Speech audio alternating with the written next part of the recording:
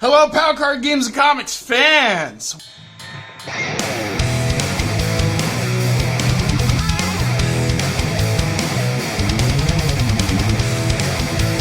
Welcome to our March 2003 coverage of Weekly Shonen Jump, American Weekly Shonen Jump. I am Skylar Hathaway. I'm Chris Potter. For you One Piece fans, Naruto fans, Dragon Ball Z fans, Yu-Gi-Oh fans, comic fans, Shonen Jump fans, this is the place to be, so thank you for logging in and checking it out. We're going to start on the cover, because there's already a bunch of stuff that's worth talking about on this cover. Just to start with, boom, you got Shaman King, which is a new manga in this book. Especially to American fans of manga, this is probably the first time they'll ever see Shaman King. So, pretty cool, pretty brave of them to just throw it on the cover like this. The magazine this is only issue 3, so you'd think that they'd want to sell you on this book somehow, and they don't bother to put like Luffy from One Piece on it, or Naruto, or Goku, or Yugi. They threw Yo, I believe his name is, on the cover. Oh. What do you got on this cover over here, Chris? Just on Shaman King in general, this was the first time I'd ever heard of this, actually looking at this cover. And this image I think is pretty... It's kind of tamer than everything else. It's very static. A lot of Shonen Jump covers, we're going to see this with the back cover that we'll look at the end, some of the covers later on, they like to interact with the audience to some degree, really push their characters forward. Yeah. I think it's quite interesting that this is a very flat image. Stoic. Yes. The last issue was Naruto literally jumping out of the cover at us. Yeah. So this is... it's called Shonen Jump. Yeah, this is a totally different pose for it, and but what is consistent is...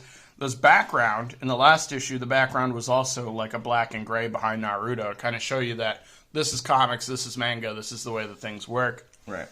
I thought this was a better image than the Naruto one because the pose seems more legitimate. Yeah. Naruto's pose, although it looked really cool, might not have functioned in reality. This is just the dude standing there, this looks... And his floating head friend... So, and that's what's going to jump out at you, right? As so the other thing I like about this design is it sends an immediate image of cultural, spiritual, this like Japanese background. Just with like, here's this sword over here. Here's like a cultural necklace or something. He's wearing this gi. It's all tied up. The sword is tied into the gi and stuff. It looks like some sort of like like something out of like one of Japan's dynasties or something like that. Yeah.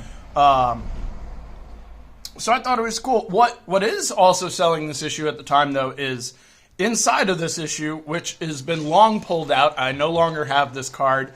There is a Goku the Mighty personality number 1 card, promo card in this issue when you picked it up. Back then too, they didn't bother to seal these things.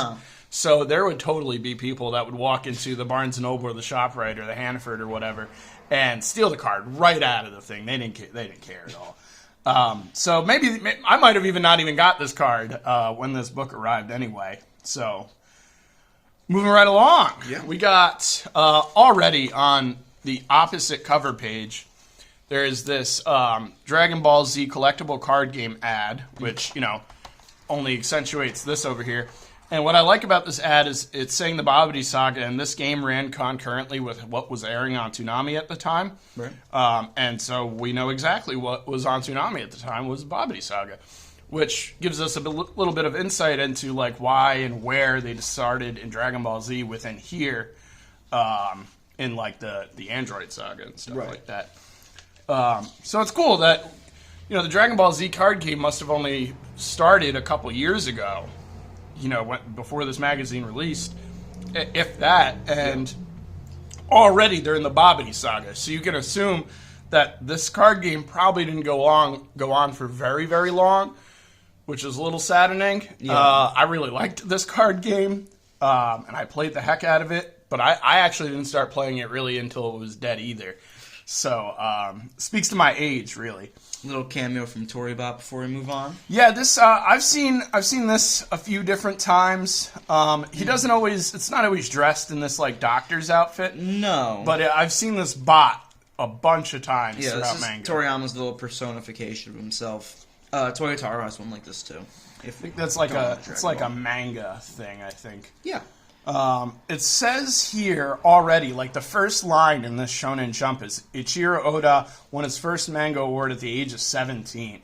So it's absolutely, it's super odd, like to put a line like, oh, let me open the Shonen Jump. Oh, what's on this page? Oh, this dude made something at 17. Yeah. I feel like what they're trying to do with that is target these teenage readers and say, hey, you can make manga or comics too, you know? Get excited. This isn't just for adults.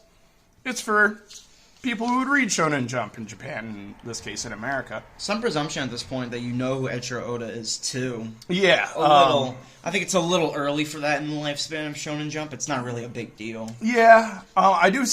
They do go on to say in the second line here, One Piece is the most popular manga in Japan. So I think they're assuming it's so popular in Japan probably that it's already got some basis over here in America. Gotcha. Where it really doesn't at this point in time, 2003. No.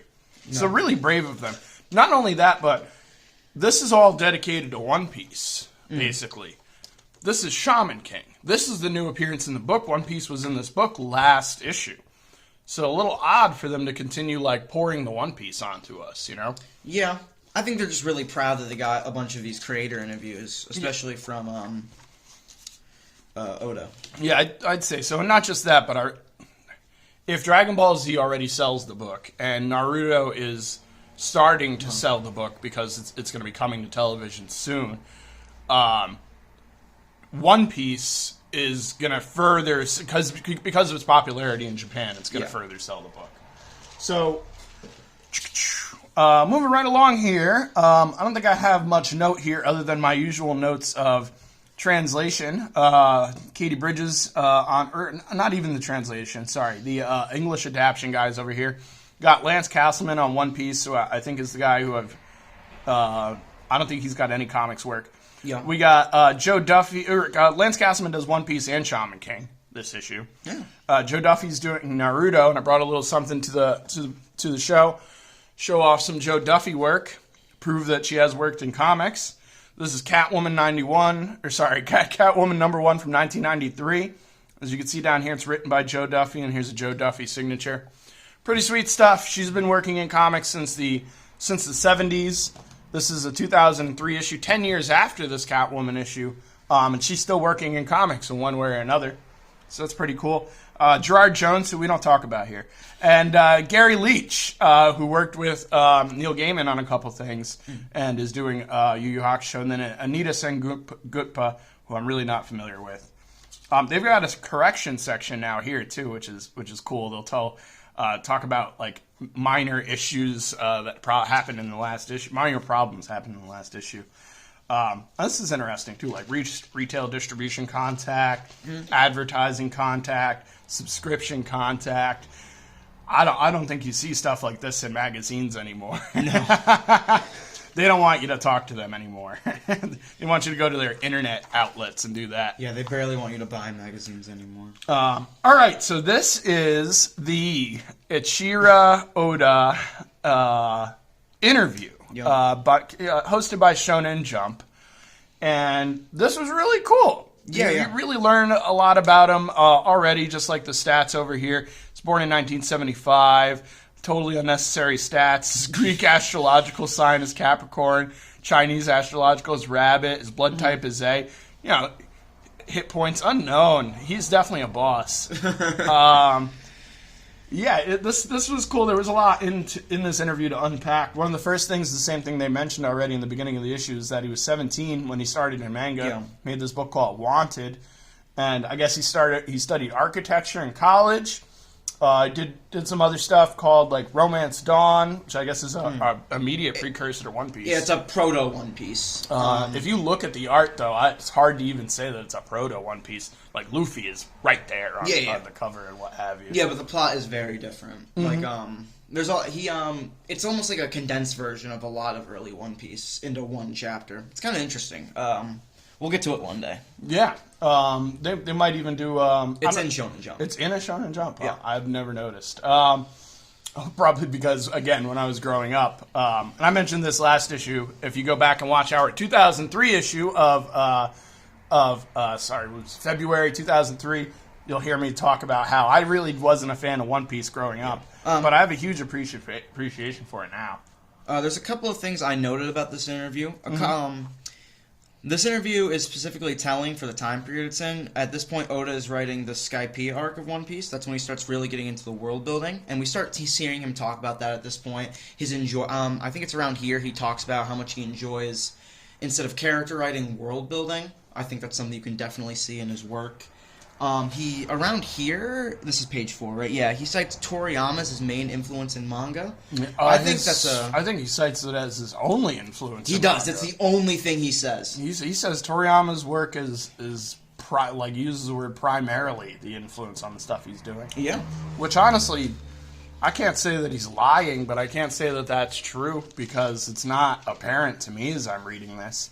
It won't be for a while, but it will be later on. There's a lot of Dragon Ball in One Piece as it goes on. And that's what I was going to compare. And I think also by sorting Toriyama, if you look at interviews with the Naruto mangaka Kishimoto, he's going to talk a lot about Dragon Ball and the Namek arc of Dragon Ball. Whereas Oda's talking about Toriyama's work as a whole, so probably including Dr. Slump, including his adventure mangas, before that his Dragon Quest work, and I think you see that a lot more in One Piece. Yeah, that's a good point. Whenever I think of Toriyama, and probably everybody else, you immediately go to Dragon Ball, but Toriyama, he's got such a healthy work of manga outside of Dragon Ball. Yeah. And even a healthy work of anime outside of Dragon Ball. Yeah, we're going to find... I didn't know about that. We're going to see about that later, but Toriyama has exclusively anime work.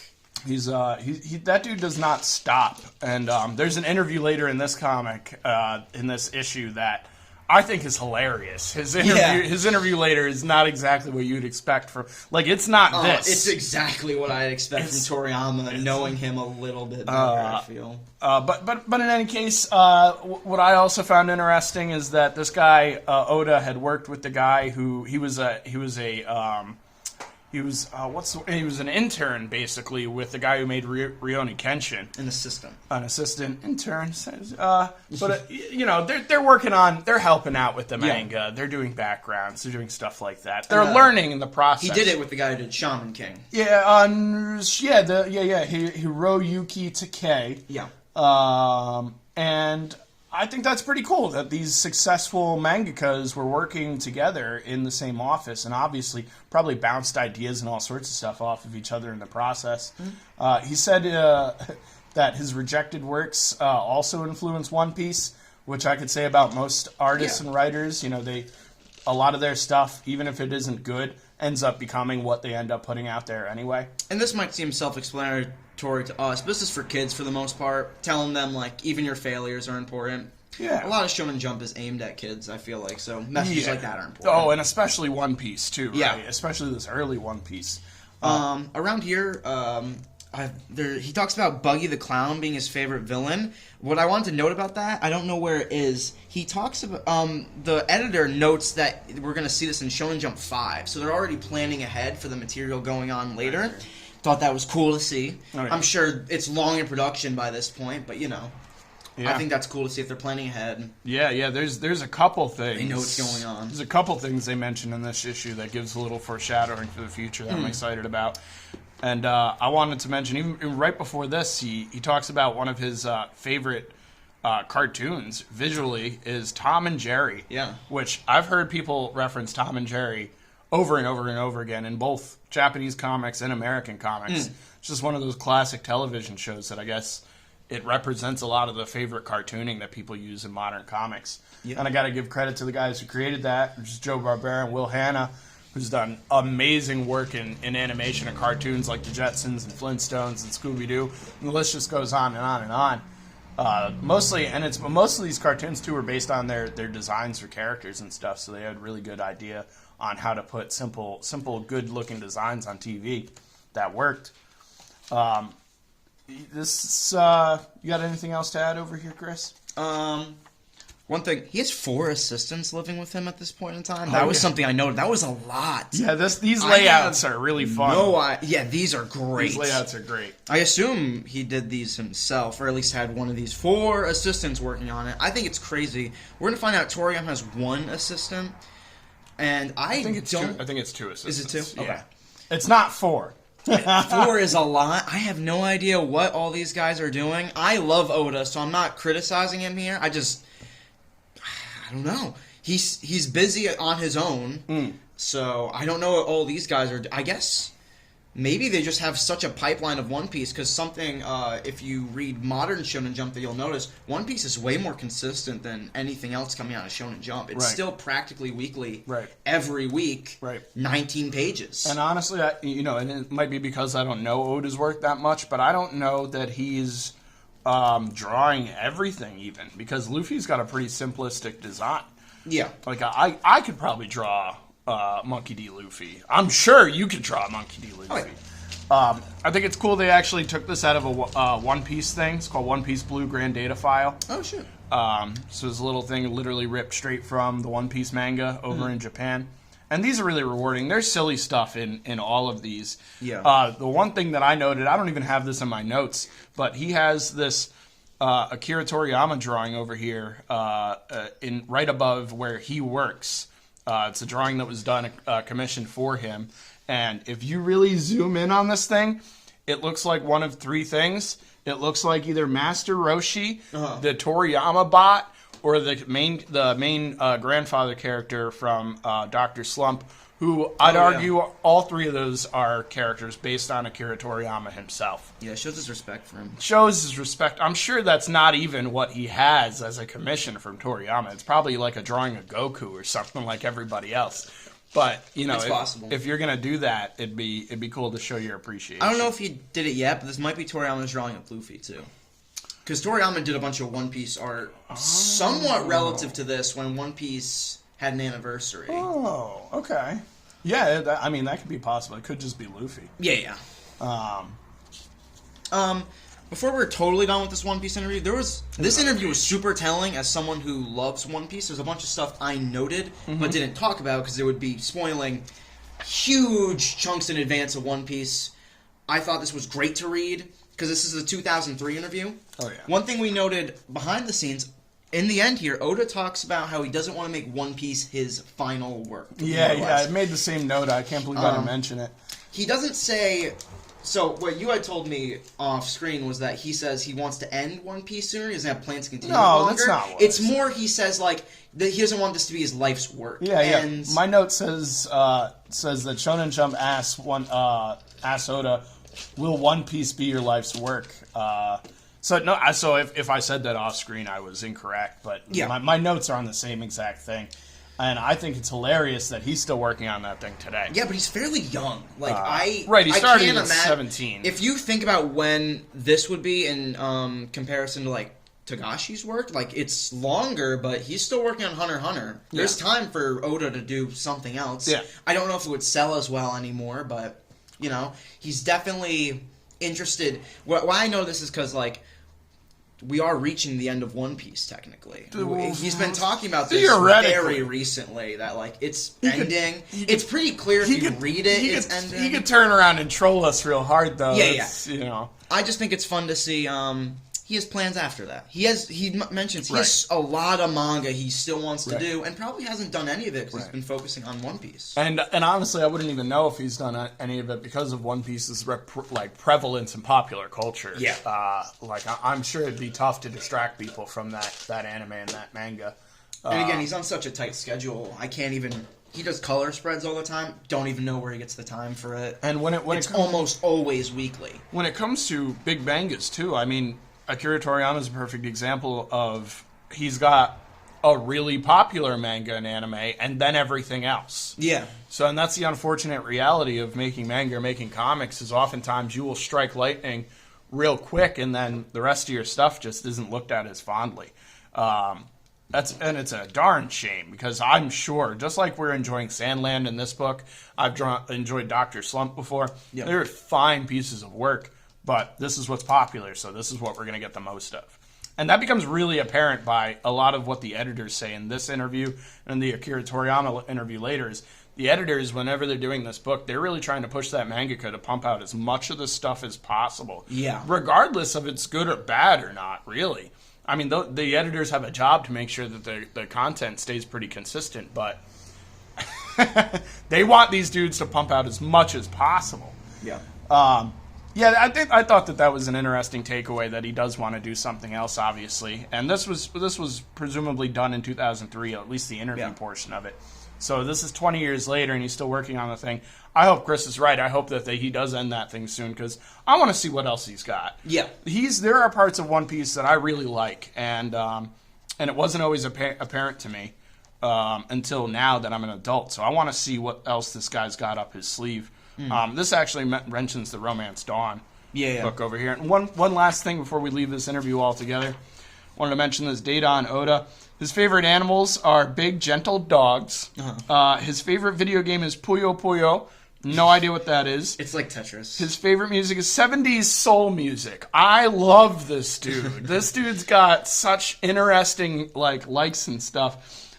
His hidden talent is he makes good coffee. Places he's been, limited. Japan, America. There's no other important place to Oda. He's writing a sea anime. He could give a damn about going to any of these islands. Yeah. Interesting possessions. Legos, Playmobiles, figures, swords, flintlock, and a cow skull. The only interesting possession there is the cow skull. The rest of that, pretty typical, nerd man possessions. I could tell you I own a couple of these things. I will say, once we get to his room, he's covered in pirate paraphernalia. He clearly loves this topic. Yeah. But you know what will happen, too, is when you start writing something like this, people will you'll have to, for, reference and stuff. No, and just give that stuff to you, too. People will just give you this stuff. Once you do something like that, they'll be under the impression you're some level super fan. I can't say that they're wrong.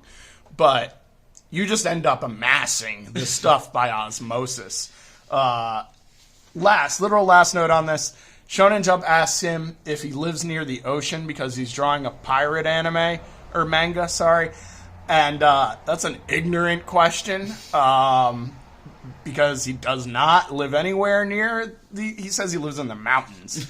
So I don't know where Shonen Jump was going with that.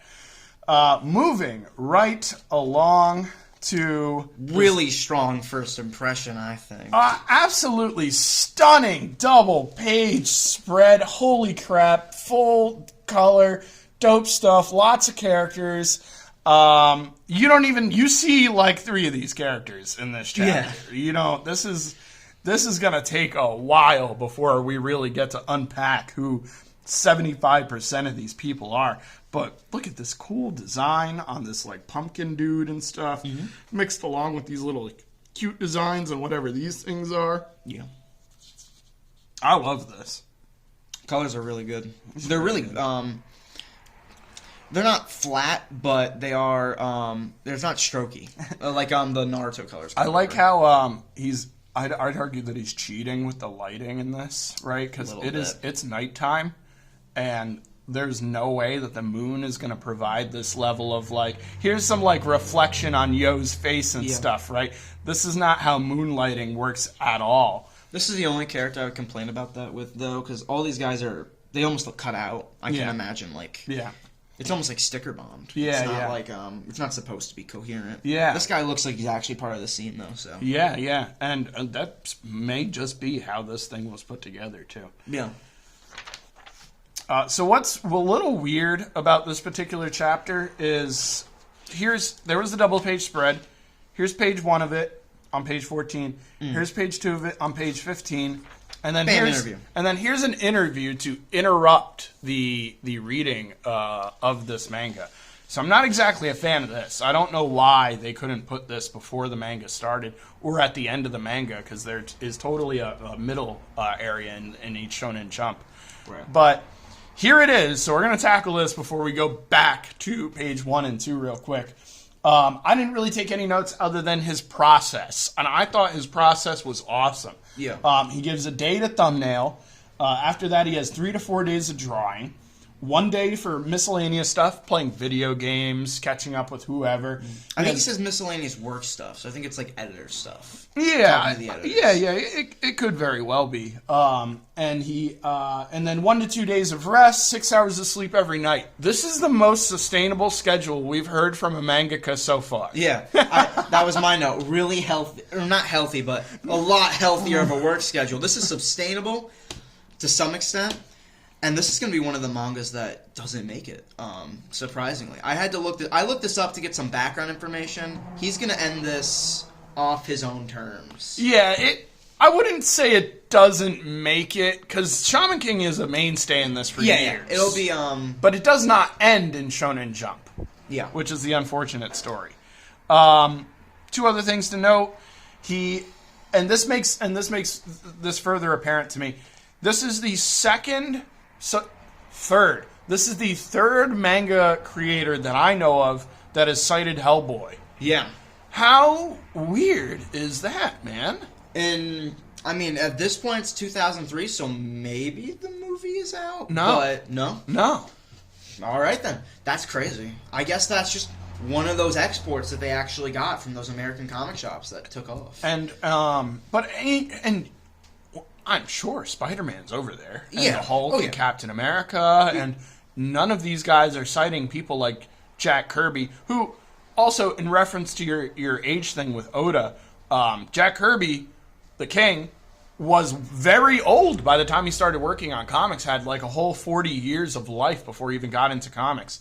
So back to the interview about Oda, he's got plenty of time to work on more stuff after One Piece. Yeah. But in regards to the Hellboy thing, I think what's really happening here, Chris, is I think Dark Horse might be the first independent American comic company to go overseas. Oh. I could be wrong. I haven't done any research on this, but it becomes very apparent to me because if you think about it, how did the first mangas make it over to America? Yeah. And the answer to that would be like Dark Horse for the most part. Ghost in the Shell, Appleseed, stuff like that. Shonen Jump doesn't come around until 2003.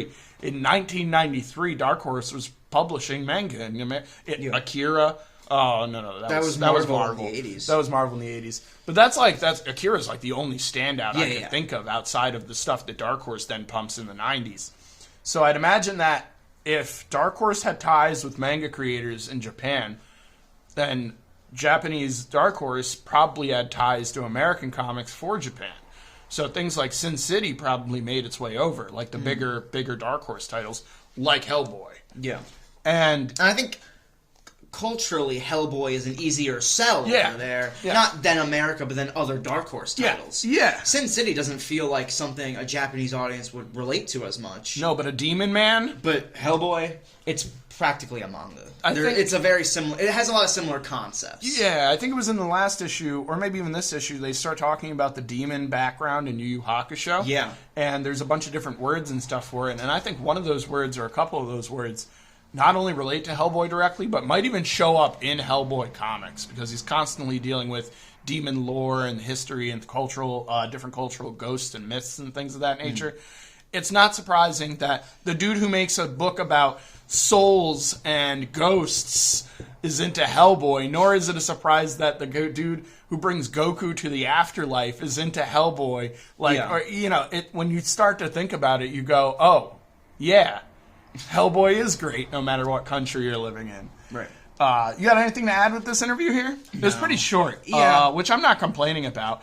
And I skimmed this editor interview. There isn't a whole lot here. He talks a lot about himself up until the end where he plugs Shaman King twice.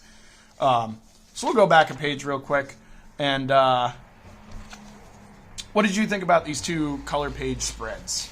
Again, the coloring is really good. I think I didn't note this until later, but this is a very strange character design to me to contrast with this, because this is the only character that looks like this in any way, and is this expressive in this manga. You know what he reminds me of, though? What? Krillin. Yeah. Or in One Piece.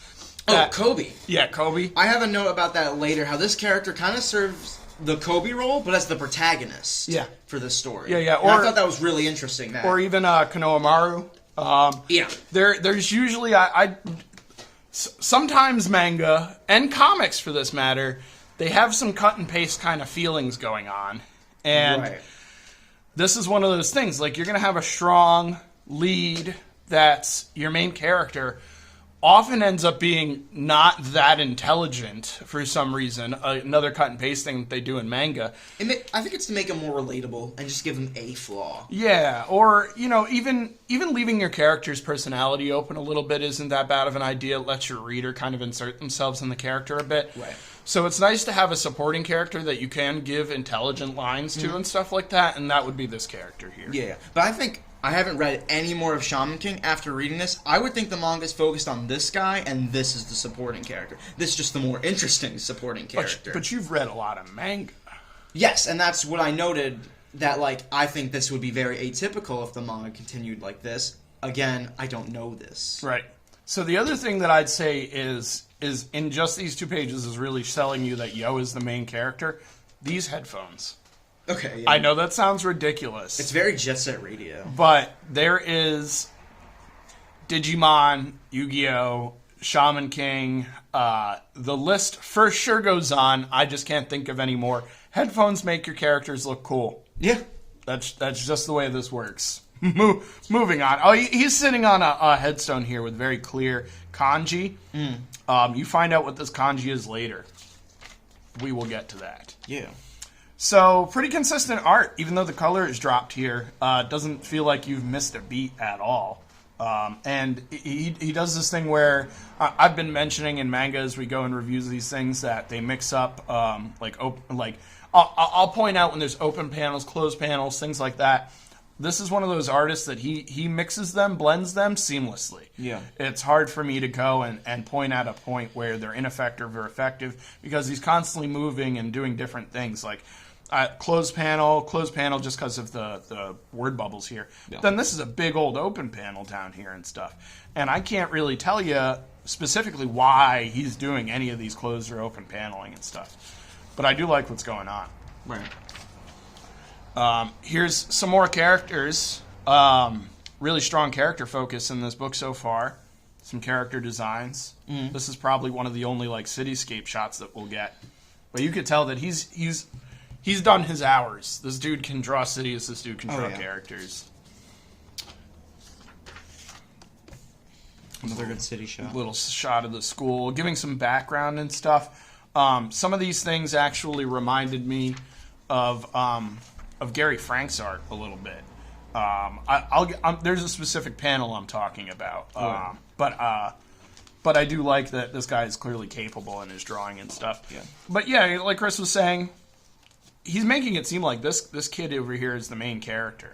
Yeah, definitely not. And again, just a lot of strange contrast between characters. Yeah. Like his look how stubby and like cartoony his legs are. That dude is probably 2 feet tall in this panel, where the rest of his classmates look like literal giants in comparison. Yeah. I noted this is another 1998 manga, same as One Piece. So it's that similar class of art, and I think you can kind of see that in the way he draws characters. These sort of limbs are very... they're a lot more based in reality than One Piece, but they're equally kind of floaty, if that makes sense. Yeah. Absolutely. Yeah, there's some more kanji, probably saying his name or something relevant to this. This is the introduction of the character in the anime here. This shot. This is the shot that reminded me of Gary Frank. Right. I'm sure, you can see it immediately, right? So Gary Frank is a guy who, off the top of my head, is doing Junkyard Joe with Jeff Johns, has done Doomsday Clock with Jeff Johns, a lot of work with Jeff Johns. He's maybe not known for, but at least I know him for, establishing shots which have next to no characters in it, usually. So this is one of those shots, and honestly, this too, it's where... he wants you to know everything possible he can do in one panel so that they can then focus on the dialogue and the characters. How do you do that? Make a shot of where they are. Put them in a scene. Give them some background. Here's a shot of the school. And furthermore, if that didn't do it, here's some milk. Here's some lunch stuff. They're at the lunch table at school. It's lunchtime. Yeah. Pretty clear stuff. That's good. That's good paneling. That's good cartooning. It makes when you're drawing a manga, you want to sell an image as simple as you can because you want to be able to continue drawing your comic. So it's like a tool to use, I'd argue. Yeah. Anyway, continuing on here, some fine cartooning mixed with like some normal like manga looking type stuff. Really using this character to sell the cartooning side of this stuff. I forget if it's not in this panel. This character has a really big overbite. I think that's kind of funny. That's for sure. Cool main character wears headphones. Yeah. Like this little duck. I really like this hair because it just gives him a strong silhouette. That's something I noted throughout these. All these character designs have strong silhouettes. You could say that about main characters in manga, too. Yeah. There are some manga I wouldn't say that about. But, typically the ones featured in Shonen Jump are very good at that. And I just think a design like this especially good. I like all the onomatopoeias. Yeah. They're not taking up the panel, but they're very well used anyway and appropriate. Some solid speed lines. This guy you can totally tell that, and I don't know that he's done any manga outside of this. I'm really not familiar with this guy's work. But you can tell that he's put in his hours, again, that he knows how to position a scene so that you know what's going on from page to page. When to simplify things and I'll still read. Yeah, or when to do a huge, amazing character shot to really show you that this is the main character. This is the guy we're following. I'm a shaman. Probably to be the Shaman King, kind of like Luffy. Yeah. Funny enough, right?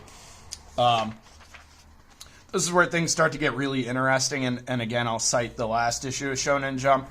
Black backgrounds implying a flashback or implying the past. Yeah. I don't know who started this in manga, but this is a thing. And it works. And really it works, because it's, again, those open panel, closed panel things. A little style break here, unless that's just straight up a rip from something. It could be a rip from something, but it looks like Berserk. Yeah. Specifically, Guts needs a bigger sword here. But and then we break, again, back to the normal stuff. So, that, again, one page of blackness to show you some non-linear storytelling. Back to linear storytelling. Great comedic chops, too. This panel where he's closing the book, followed by this immediate reaction panel. What a crock. Yeah. I don't think people call people that anymore. Isn't this a weird little dude? Yeah. Like, there's no reason why they couldn't finish the top half of what is supposed to be probably like a tuxedo kind of thing. Like, because a tuxedo dude wearing a newspaper or whatever. It just looks like a half-naked dude, the way he drew him, like reading a newspaper before him. Which kind of adds some level of humor to this, but... Love this little twist in perspective here. Yeah, and again, you can't do that unless you feel pretty confident in your ability. So, that's pretty cool, perspectively. I got to compliment this guy's designs again. Every time I see new characters or anything like that, they always look pretty cool. These dudes look like they came from One Piece. Yeah, these are a bunch of jobber pirates that Luffy beats up. Yeah, these are some pirates that came to show up to get beat up by Yo in the same way. So there's this. Just to summarize a little bit, Yo's hanging out in a graveyard. His friend, not his friend yet, but the kid that's going to become his friend, sees him, and Yo tells him that he's like a shaman. Yo ends up being the new kid at school. They go back to this graveyard where Yo hangs out, and there's these gangsters that are hanging out in the graveyard. They talk about a legend of you shouldn't be messing with gravestones because these old samurais are dead and they'll come back to get you. Yeah. Ghost stories. What do you got to worry about that kind of thing? It's not like this manga's called Shaman King. One of the funniest characters is the villain in this story, at least at this point. I really think his expressions are great. Oh yeah, and if we were just talking about Tom and Jerry, this looks like something straight out of like Coyote. The Roadrunner cartoons? Roadrunner and Wile E. Coyote. Yeah.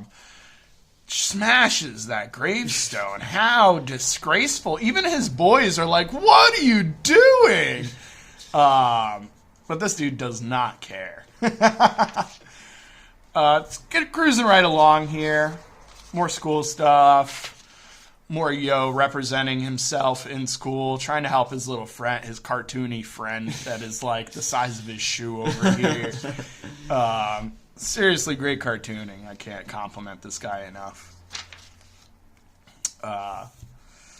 keep it on. They're building to something here, and that's that there's going to be... It's a shonen, so we can't just spend a bunch of time doing a bunch of character design and stuff, right? Yeah. We got to move on to some serious badassery, for lack of a better word. And this is where I'm going to give some compliments to the letterer. Here we have normal character stalking.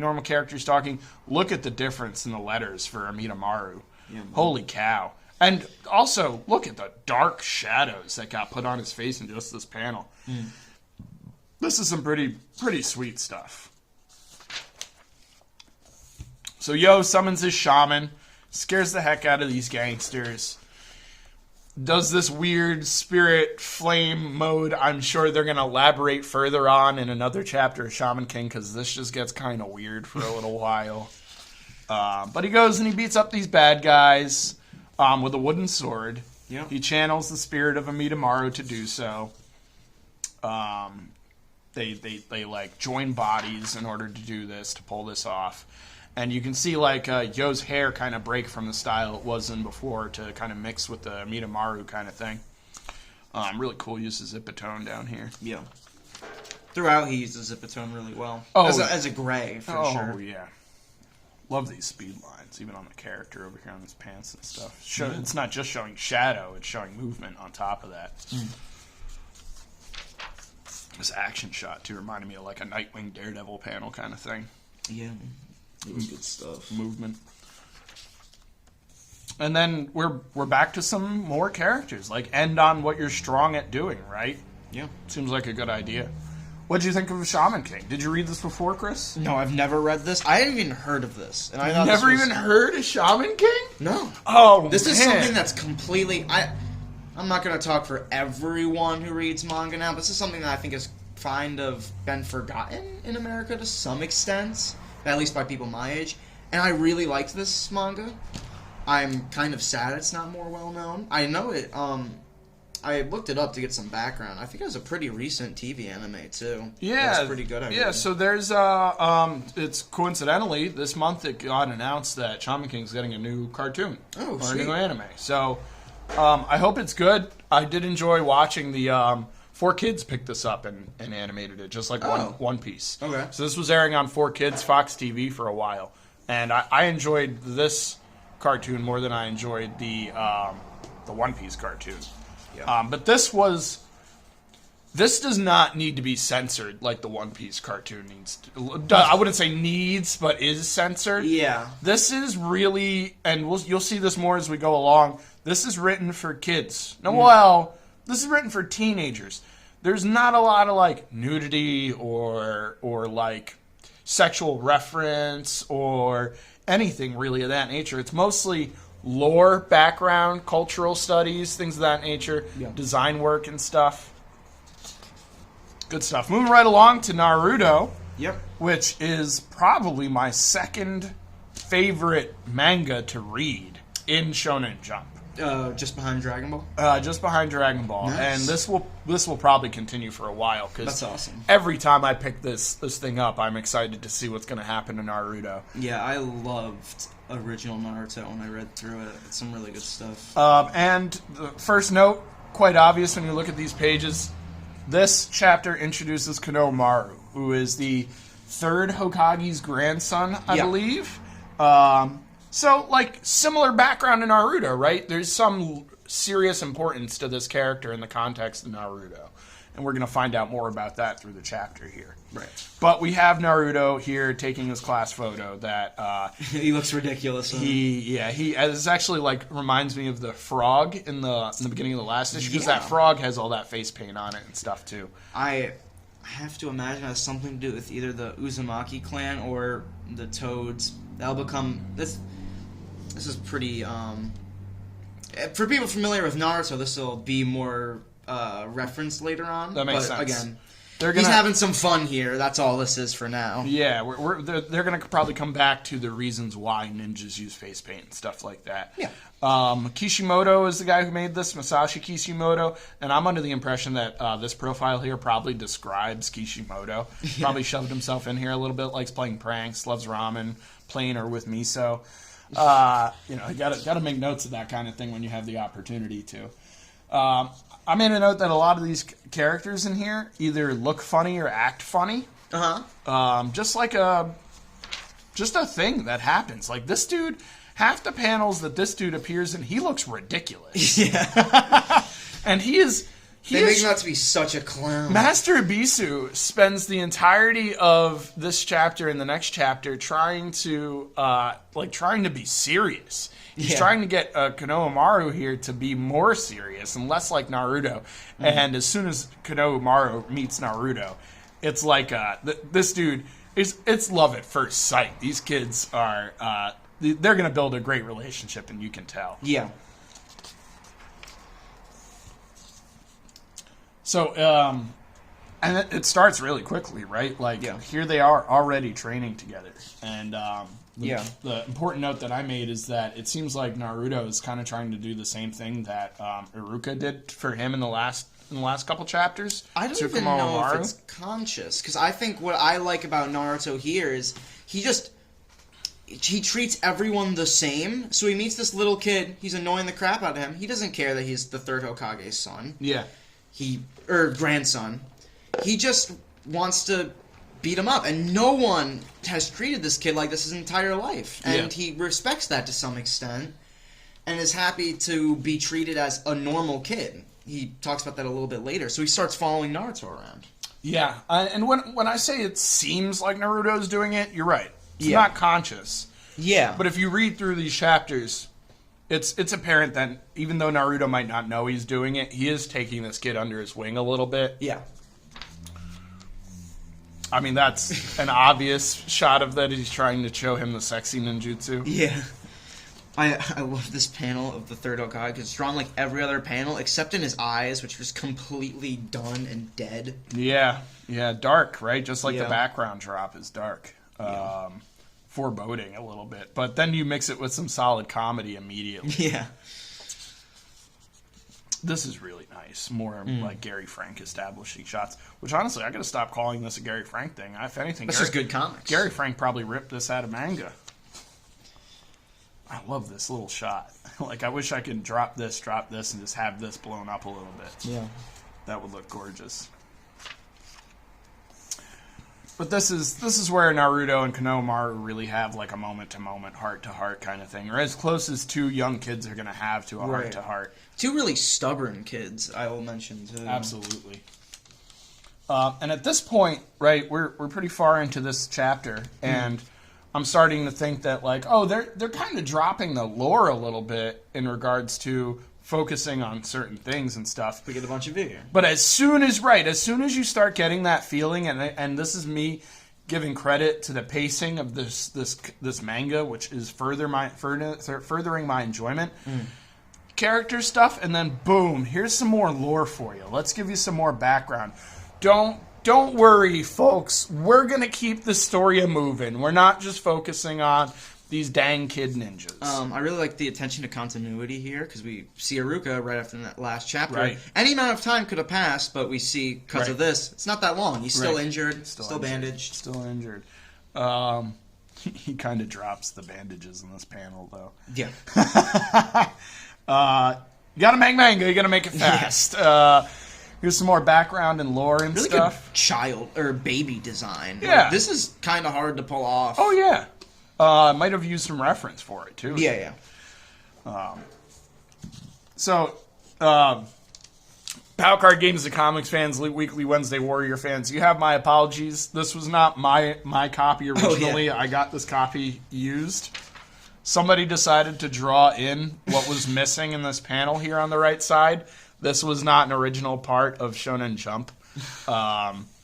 But you get the idea anyway, what was there. It's basically the same thing that's there right now. Konohamaru successfully pulls off the ninja centerfold, the sexy jutsu. Yeah. And impresses even his master. What a vulgar display! Like, this dude's losing his head seeing this kind of thing. And Naruto's losing patience with Konohamaru's master, too, because it seems like Naruto's actually taught this kid more than maybe his master has taught him. We don't know. We don't know what the master has done for this kid other than treat him like the golden child. Yeah. But then Naruto shows him something in a matter of a day or less, and he can do it super fast. And then Naruto upsells the master even in doing this like clone jutsu. And just absolutely overtakes him with sexy jutsu mastery that he shoots a noseblood rocket so hard it is literally a rocket. Like he goes and like peters off, kind of like a dead rocket would do. And here's the third Hokage, losing his patience once again. Great stuff. Absolutely great stuff. Naruto, in only just a few chapters, is continuing to oppress not only the audience but everybody around him. And here's another note that like he is still wearing these goggles, which he is obviously very fond of because he's gotten his headband now, and he was complaining about it in the last issue quite a bit, but he's still wearing the goggles.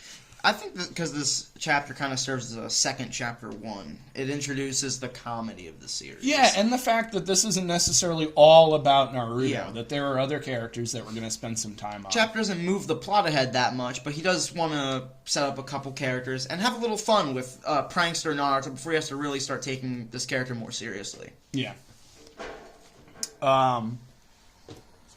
Moving right along. Yeah. I remember, I think in the last issue that we were doing, you mentioned that like the third Hokage doesn't continue to do this fortune telling thing too much. Yeah, I completely forgot.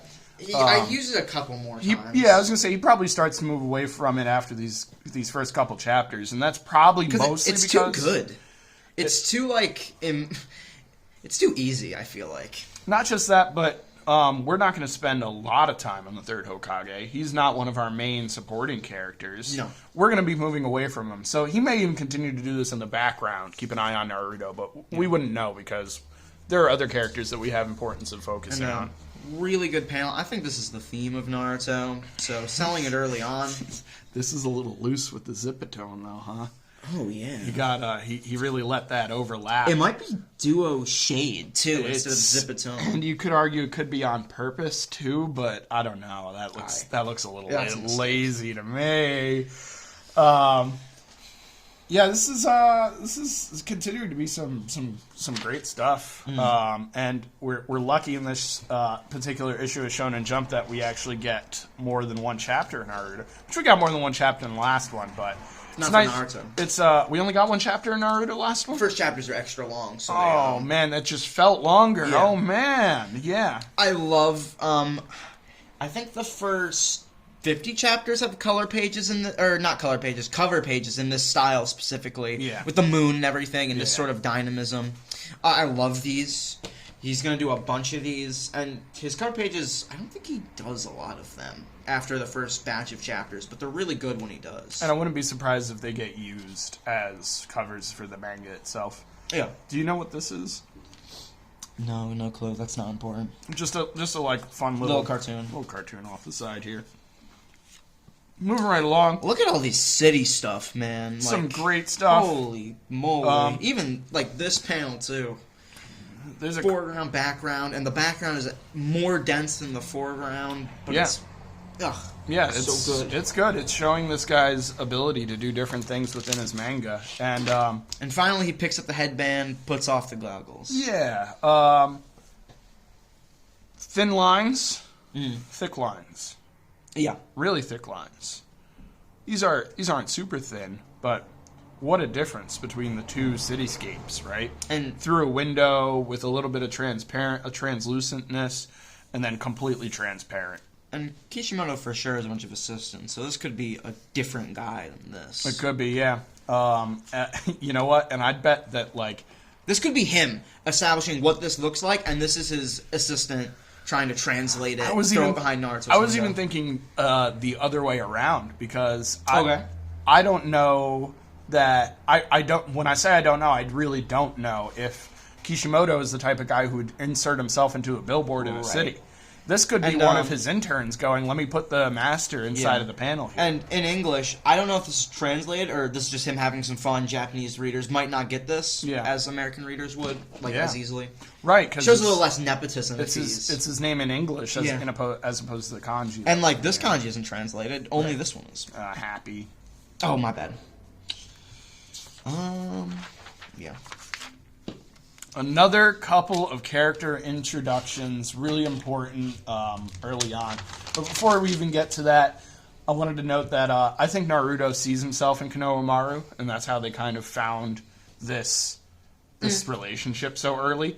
Because it was only one chapter, and like you just said, it's like the first chapter was a lot longer, so this chapter was pretty quick. Yeah. And they seem like best friends. Like already at the end of that chapter, like both of them has as much of a respect as two kids can have for each other. Yeah. So I'm impressed that he managed to establish that pretty quick. And this chapter is the complete opposite. Yeah. But Neither of these characters like him very much. before we even get into the characters, Okay. actually back about this page, where are Naruto's parents? Right? They're dead. They said that last chapter. They get killed by the fox demons. Okay. I might have missed that. And then how is Naruto paying for his living quarters? That I have no idea. I assume there must be some money he's getting from the third Hokage. And these questions I didn't necessarily expect you to even answer, Chris. These are Yeah. more like questions of... These are probably questions the reader is asking. Yeah. We as they're know reading. his parents are dead, and that it's related to the fox demon, and that's part of the reason why he is given the fox demon, is because he's this now orphaned kid. It's got to go somewhere.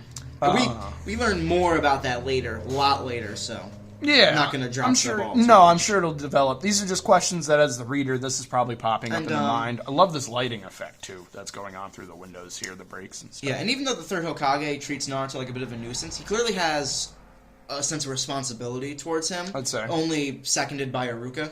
Yeah. So I can imagine that all this is being paid for by the third. He's also probably pretty poor too, because we find he's always getting food from Iruka, or like we find out his milk is expired, like months expired later on. That could be a carelessness on Naruto's part, though. Yeah. Yeah. I love the design of these two characters. Yeah, great designs. You got to set your characters apart, and that's a way to do so. Throwing the headband somewhere else, just distinguishing between characters. These are all really nice classroom and school establishing shots. Yeah. All of these kids seem pretty believable, especially in the way that they act. Nice, dense. All these characters are like well defined. I imagine there could be character sheets for all these guys. None of these are real characters too, so this is a one and done. Just fun designs he wanted to do. These twins, I have no idea what's up with them. I want to hear their story. Yeah, it's a shame that he doesn't keep those consistent. I love this bit. This is they play with these characters' relationship a lot, and this is a shot they'll throw in for fun all the time, just because it's kind of funny. All these emotional moments of these two throughout the series, and then this one is the first one they always throw in. And I've seen these kind of like whisker things drawn on Naruto over and over and over again. Yeah. I feel like that's like a continuous reminder that he is still the fox. Yeah. On some level.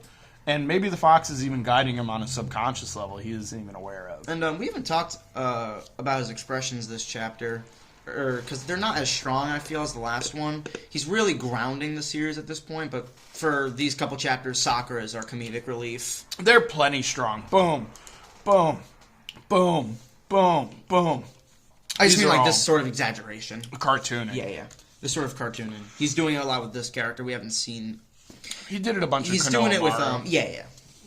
We're on getting this it. line. It's just it's not as relevant in the classroom, I suppose. And I love all the reactions to learning they have to be in a three-man cell. Yeah, it really absolutely. establishes their character.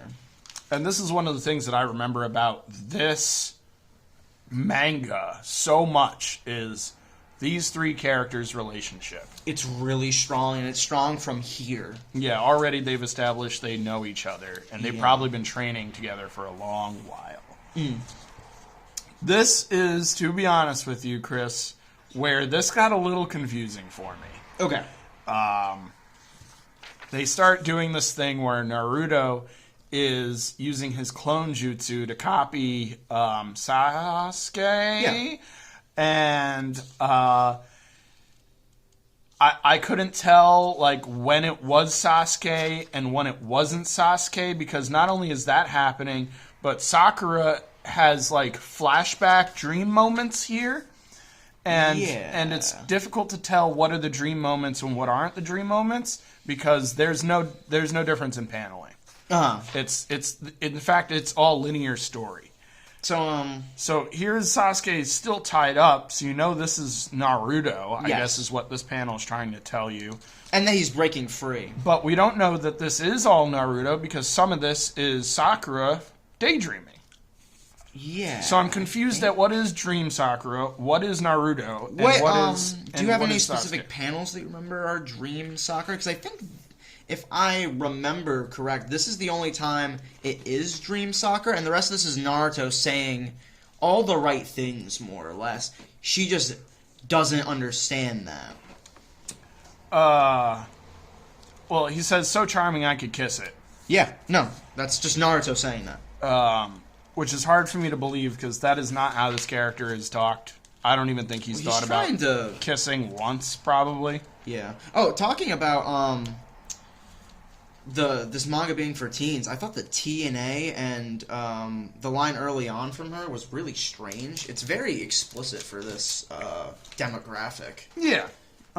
She was trying to talk about how she doesn't have much to offer, so she's trying to put herself out there. And this is an example of that, too. Because I have a crush on you, I'm desperate. Yeah. It's a really weird thing for, like, this teenage girl to say, too.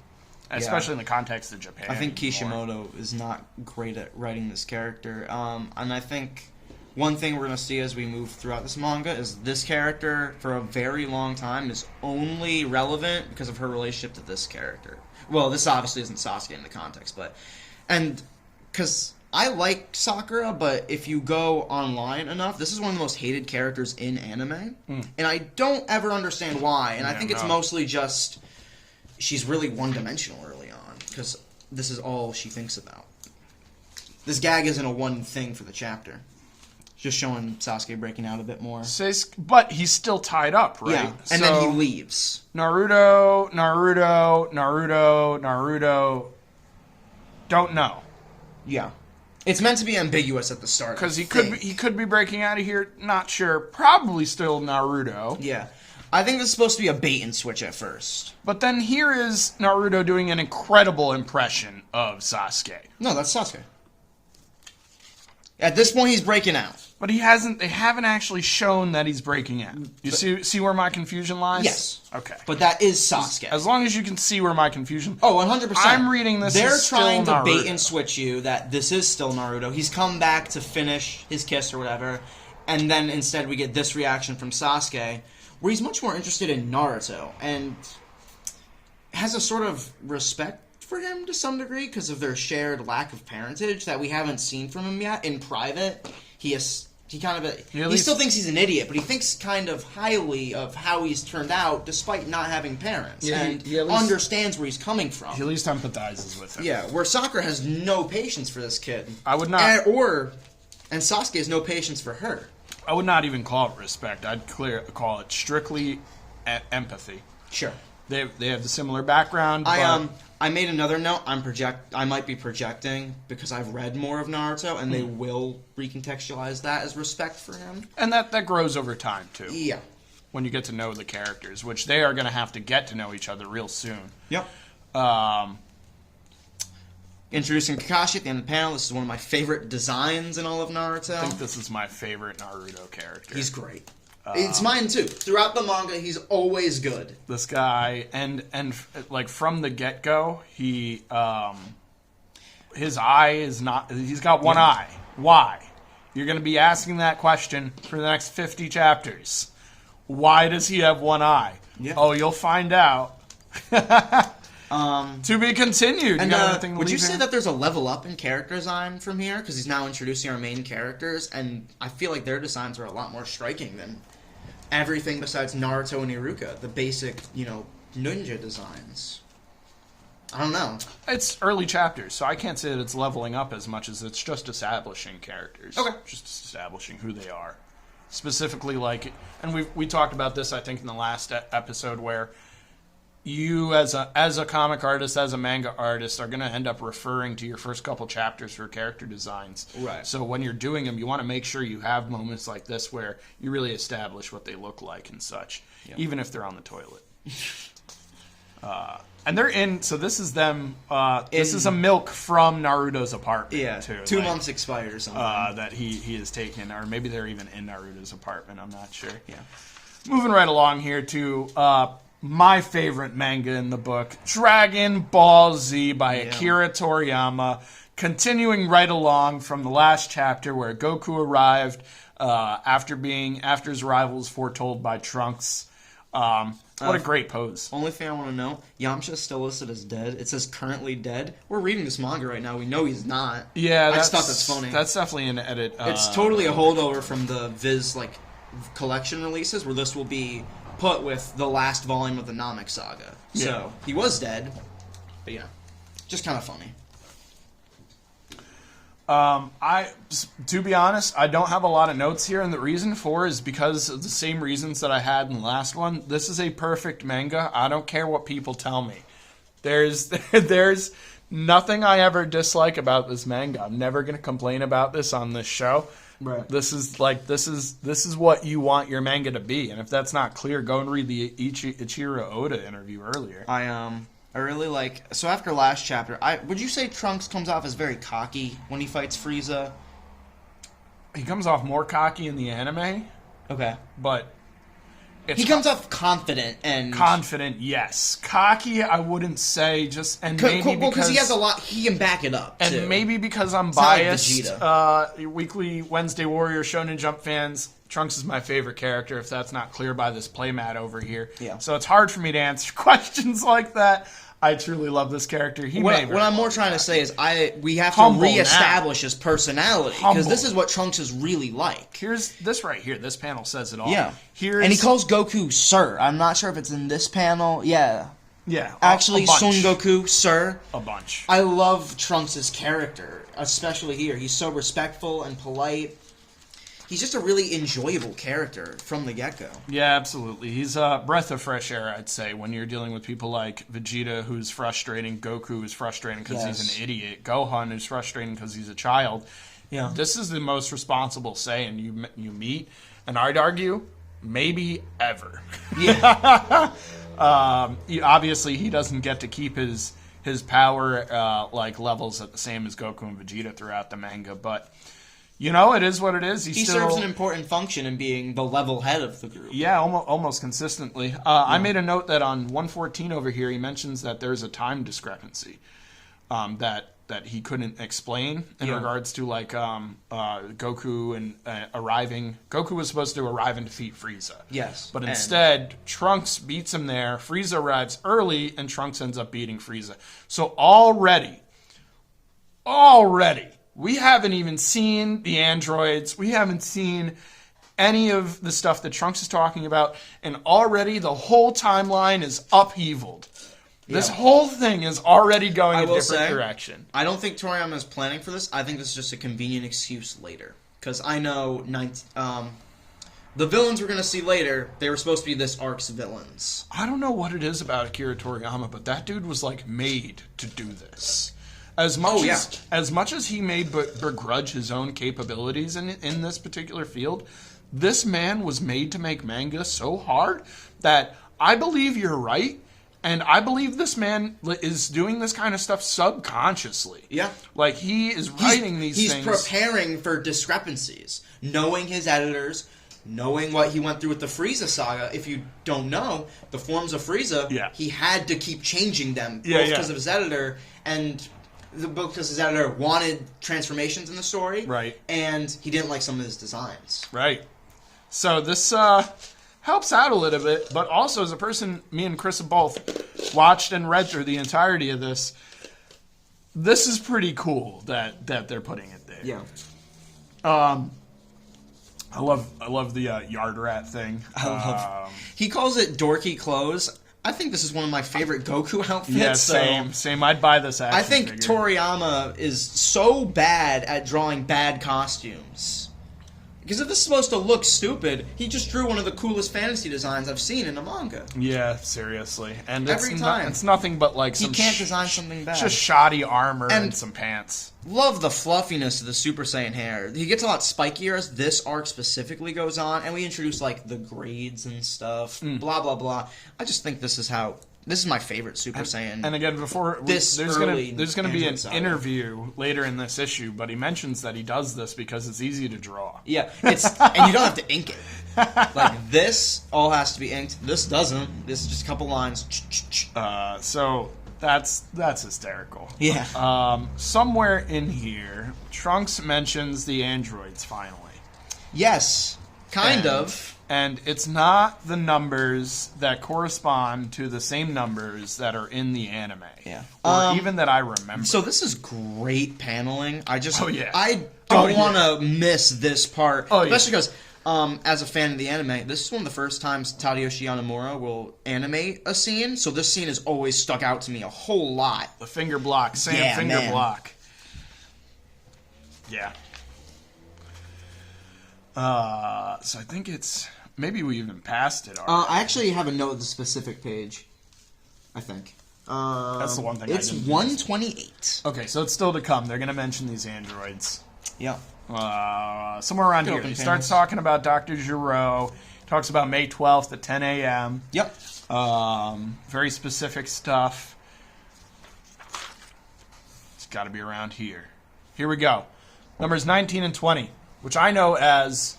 Android 19 doesn't really have a name, but Android 20... The clown-looking one. Yeah, you call him clown. He looks like Chaozu. No, he looks like a cross between Majin Buu and Chaozu. Yeah. And then Dr. Giro is in the anime is known as Android 20. Yep. And it's been a while since I've read Dragon Ball. I don't know if these are one of the discrepancies that happens within the manga. It's very possible that the numbers get changed. Because I remember in the anime... They do say 17 and 18. When 19 and 20 show up, Goku and gang are under the impression that these are the androids. Yes. And then they realize that these are not the androids that Trunks was describing. So they fixed this in the anime to say 17 and 18, but they still are under the impression when they meet 19 and Giro that those are the 8, 17, and 18. Yeah. So it still works storytelling-wise, but they do fix the little discrepancy. So in Trunks' Because Trunks never meets these two. In Trunks' timeline... They are 19 and 20. Yeah. Even in Trunks' timeline, Vegeta kills these two. But they're not. But they're not. But I don't even think. I don't know that that's the case. But I don't think that that's the case. Vegeta's at least a Super Saiyan. In Trunks' timeline. So I can believe it. But they might not exist. Trunks does not. I'd think that they never say either way in the Trunks specials in the manga. Right. It's never been established. But that's why I'd say because it's never been established, it never happened, and the discrepancies are so important in this timeline. And the other thing is Trunks is literally PTSD scarred by these androids. Yeah. So I think he'd mention all of the androids in this moment rather than leave two out. Yeah. Again, he's the smartest. He doesn't even know these two. So again, well, he doesn't know 19 and 20 because I don't think he ever got introduced to them. He wouldn't know. Is what I'm trying to communicate. Yeah, same. Moving right along. I like that Goku had landed on Yard Rat purely by coincidence. And, just where the Ginyu ship took him. Just like, happenstance, which, again, I think that this is Akira Toriyama doing some decent writing here. Mm-hmm. Let me figure out a way so that I can get Goku to different places without having to do this story-wise. How do I do that? Oh, he can teleport now. And they just straight up call it teleportation. Instead of instant transmission. I bet teleportation is, copyrighted somewhere or something like that. Maybe. Correct me if I'm wrong. This is the first time he mentions that Gohan's still alive. I think... Because he says, not still alive anymore, if we read further, but that he wasn't one of the people who dies on the first android attack. They mention... They exclude him, but they don't... It's kind of implied, if you read it the first time. Yeah. That he's one of the dead. This little line, he doesn't say Gohan's his teacher or his master, but by knowing he was at least alive longer, we can kind of assume that much. It just shows that Gohan clearly serves importance in his timeline. Yes. And I like that hope is mentioned right here. You give me hope. Yeah. Hope is a pretty important thing to Trunks. Goku's response to finding out that Bulma is his mom. And then, immediately after that, he's like, oh, yeah, I can actually see the resemblance now that you say that. Yeah. Again, none of the Z-Fighters look like Trunks besides Bulma. Yeah. Capsule Corp logo and stuff. I'm surprised. I mean, Goku's a little stupid, but... I mean, even the didn't other pick that up. characters aren't really picking up on it until he, like, pulls out the capsule. He's wearing the jacket the whole time. It's not until he pulls out the capsule that they start mentioning it. Then Yeah. And I will say, Goku is depicted as a lot smarter in original Dragon Ball. A lot smarter? In Dragon Ball through Z than he is in Super, I would say so. I'd say that he has more street sense in the terms that, like, there are no streets in where he's traveling through, so he has more forests sense. Sure. Like, growing up, he's out... I'm not talking about Z. I'm talking about... Right. I'm saying he's smarter here in general than Right. GT, Super, every later work. Okay. Goku's a lot more intelligent. And in I'd these say he's panels. smarter in Dragon Ball than he is in Z, well, because... he's more in his element, and he Right. just got trained by Roshi, Right, too. When right. part of his training with Roshi was mental. That could go away over time. And that's what I mean is he's a bit outclassed now because he's no longer in his element. He's fighting in space on different planets with enemies that, like, he's fought enemies that ascended him, but not to this extent, like from outer space and stuff. So that's... What do you think of the discrepancies between King Piccolo and Goku, and then Goku and Frieza? It's insane. Mm-hmm. The difference between the gap. I should say. Love these open panels. Yeah. And this is such a cool effect. Simple, but really cool effect. Time Machine looks good. Yeah. Cool design. And this may be my favorite panel in this whole thing. Vegeta is so pissed. He's scolding. He is like, he's literally sweating. Yeah. he needs to be the greatest Saiyan of all. Yeah. And what's funny is I have no notes for the rest of this chapter because I have like one. This is just great stuff. One thing, they just kind of let Vegeta be around at this point, and I think as we go on, it makes more sense. Yeah. But he wants to kill all of them still. Basically. And the only reason he's tolerating them is because he knows he can't beat Goku. Yeah. And the other thing that Trunks mentioned, and they just are kind of like butting around. Krillin says it too later on, where he's like, "We need to fight these androids because otherwise Vegeta might kill us." Right. Yeah. And Trunks mentions that Bulma gets frustrated with Yamcha's non-loyalty to her. So I'm under the impression... that's my no. I think that's very... That's Toriyama just writing out Yamcha. That's not good character writing. That's him. He needs to get rid of Yamcha, so let's make him an asshole so we don't want to follow him anymore. Because I feel like if anyone would do adultery, it'd be Bulma.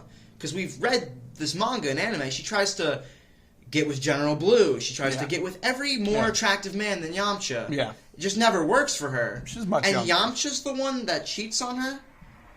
I mean, he's not Mr. Moral. He was a bandit before. No, I just think it's weird. I don't know. And it's clearly... Toriyama doesn't want to write Yamcha anymore. He's become useless. Even more so than Tenshinhan, Chaozu.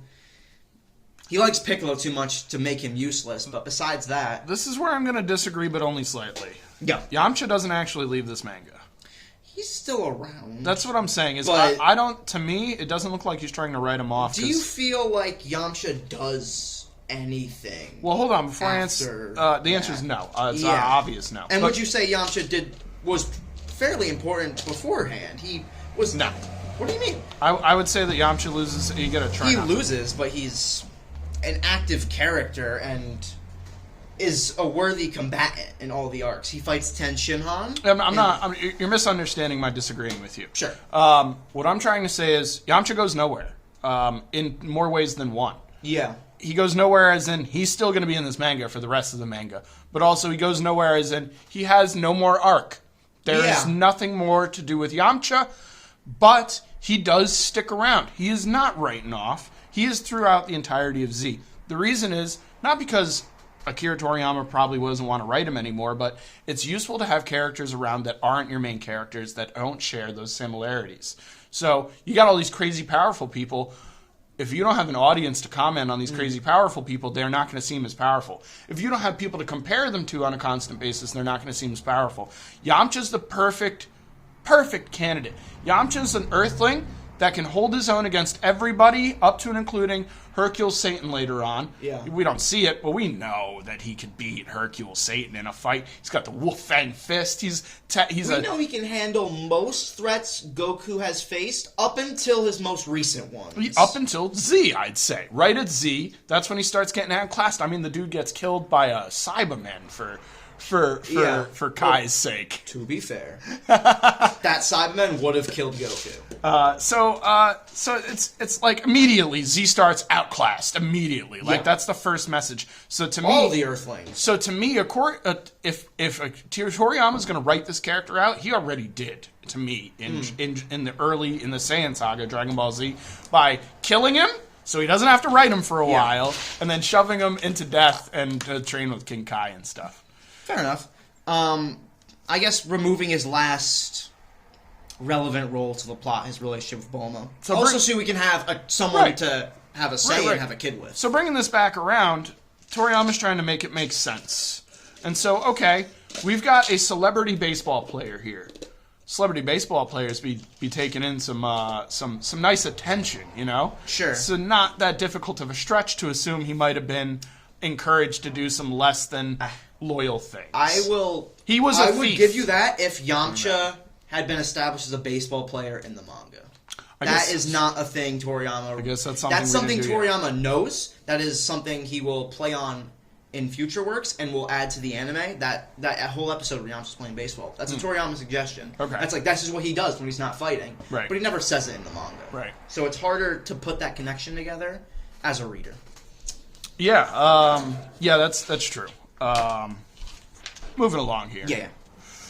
I don't have, I love this, that he stole Roshi's glasses. Yeah. We got Vegeta in the same exact places. The last panel, still pissed, still sweating. Having this, power scalding effect. They did this with Demon King Piccolo. So, really just showing his malevolence, I guess. There he is again. Yep. Getting all pissed. He's actually driving the conversation forward in a way. Yeah. Piccolo goes and drops some information on everybody else to let them know exactly what Trunks has said without dropping any information to spoil Trunks' existence. Piccolo has super hearing. He's Namekian. Yeah. There wasn't much establishment of that, but that's okay. We can swallow it. He's a weird-looking dude. Here's Bulma looking like Vegeta for a second. Yeah, really breaking style just to have a really funny panel. Really crazy, and then she falls right in front of Goku. I don't know when it happens, but Krillin ends up with the Roshi glasses. I think that's cute. I think it's... Oh, man, I swear I saw that he passed them to him. Well, I guess there is no, passing. Oh, right here. Really tiny, really small. That's cute. And then Krillin brings back those glasses to Master Roshi later in this. Yeah. And Roshi's like, where were my glasses? One thing I want to note for the future, Goku tells everyone to not show up if they don't think they can fight the androids, and they show up anyway. I think that's they're funny. I mean, they must be under the impression they can fight. Yeah. I mean, yeah. You're not going to be dishonest to Goku. No. And I think that's one of the things that makes me say the humans are stronger than we think. They're just way outclassed for any threat they would actually fight. Absolutely. They'd be screwed without these Saiyans. Yeah. Here's some domestic abuse. Yeah. He absolutely beats his wife, Canon. Goku is not a good husband. We know this. Moving right along. SandLand. So this is where I'm going to talk about the layout of this particular Shonen Jump. This is not the layout that we had in the last issue, right? No. I think DBZ... SandLand was our lead-in to DBZ. I think DBZ was saved relatively towards the end. Yeah. Because I think they were under the impression that, if we want people to read all of the manga in here, we got to put all the good stuff at the end so that they have to read through it to get to the good stuff. Right. So here we have SandLand. I don't have a whole lot of notes on this besides that I enjoyed it. I like the fairly simplistic style that is SandLand. Really creative problem solving we see in these panels from this character. Not even how he does paneling, how he acts. Yeah, and the simplistic design is, I think, mostly because they're in the desert. Yeah, not a lot of background to be done anyway. If you give yourself some setting, then this tank is hard enough to draw already. This is a very not complicated, but machinery is hard to draw. Yeah, so. like I was saying, if you give yourself focus. if you give yourself a setting that doesn't require much background, You can focus on the other stuff. you can do a lot of things like draw some really cool tanks, draw some solid-looking designs for bad guys, do a really, really awesome giant 2-page spread halfway through your chapter. This was fantastic. I wasn't expecting this out of Toriyama. I don't see him do a whole lot of 2-page spreads. He really saves them. Really, really saves them. Because I feel like, again, we've read that Toriyama interview. This is probably what he wants to be doing, is drawing machinery and stuff. This seems like where he's having the most fun. You know, if you think about those Dragon Ball covers, this is what he's doing for all of them. I imagine he's saving these 2-page spreads for when he's having fun. Yeah. SandLand is definitely the comic where he's probably having the most fun. Yeah. At least at this time period. It's more great shots of, like, mech units and stuff. Mm-hmm. And where I just complained about Naruto, the dude who does Naruto's use of Zipatone, Akira's Zipatone's really tight. Yeah. Doesn't use it a lot. Really only uses it when he needs to. Yeah. Manga Explorer!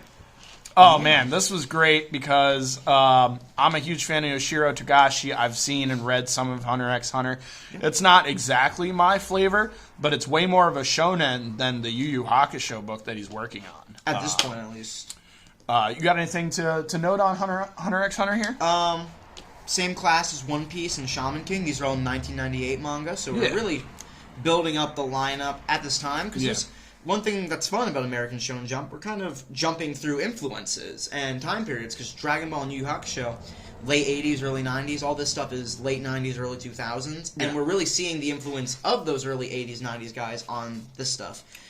Don't tell me this doesn't look more like Dragon Ball than Yu Yu Hakusho. Yeah, I mean, you could see the influences immediately. Look at this giant fish looks like a fish that Goku picked out in Dragon Ball.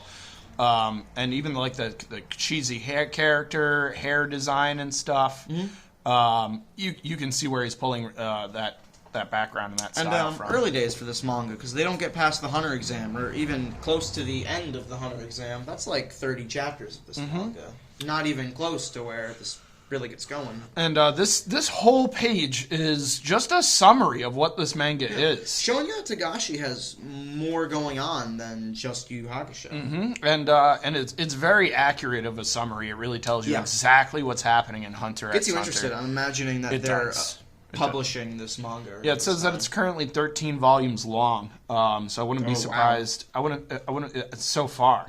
I wouldn't be surprised if this gets starting to get published in America after this is mentioned. Yeah. Here we there is a question I wanted to pose to you, Chris. Yeah. As a person who makes art, would you rather a career where you make 2 fairly successful manga animes like HunterXHunter and Yu Yu Hakusho, or would you rather the career like Oda or Kishimoto where you have one manga that is so popular, it's traveled seas, it's traveled distances unbelievable. You know, what would be the ideal situation? So I would definitely say Togashi, even without what I'm going to say. I will tell you, this is the anime I see the most people who have only watched this. I see tons of like teenage girls who I know who have watched HunterXHunter, and that's it. And will have backpacks for HunterXHunter. They will love this show and will not give a crap about Yu Yu Hakusho, even though it's the same guy. They won't care about Dragon Ball. I feel like this is one of the most popular manga or animes in America right now. Yeah. But targeting a specific age group. Yeah.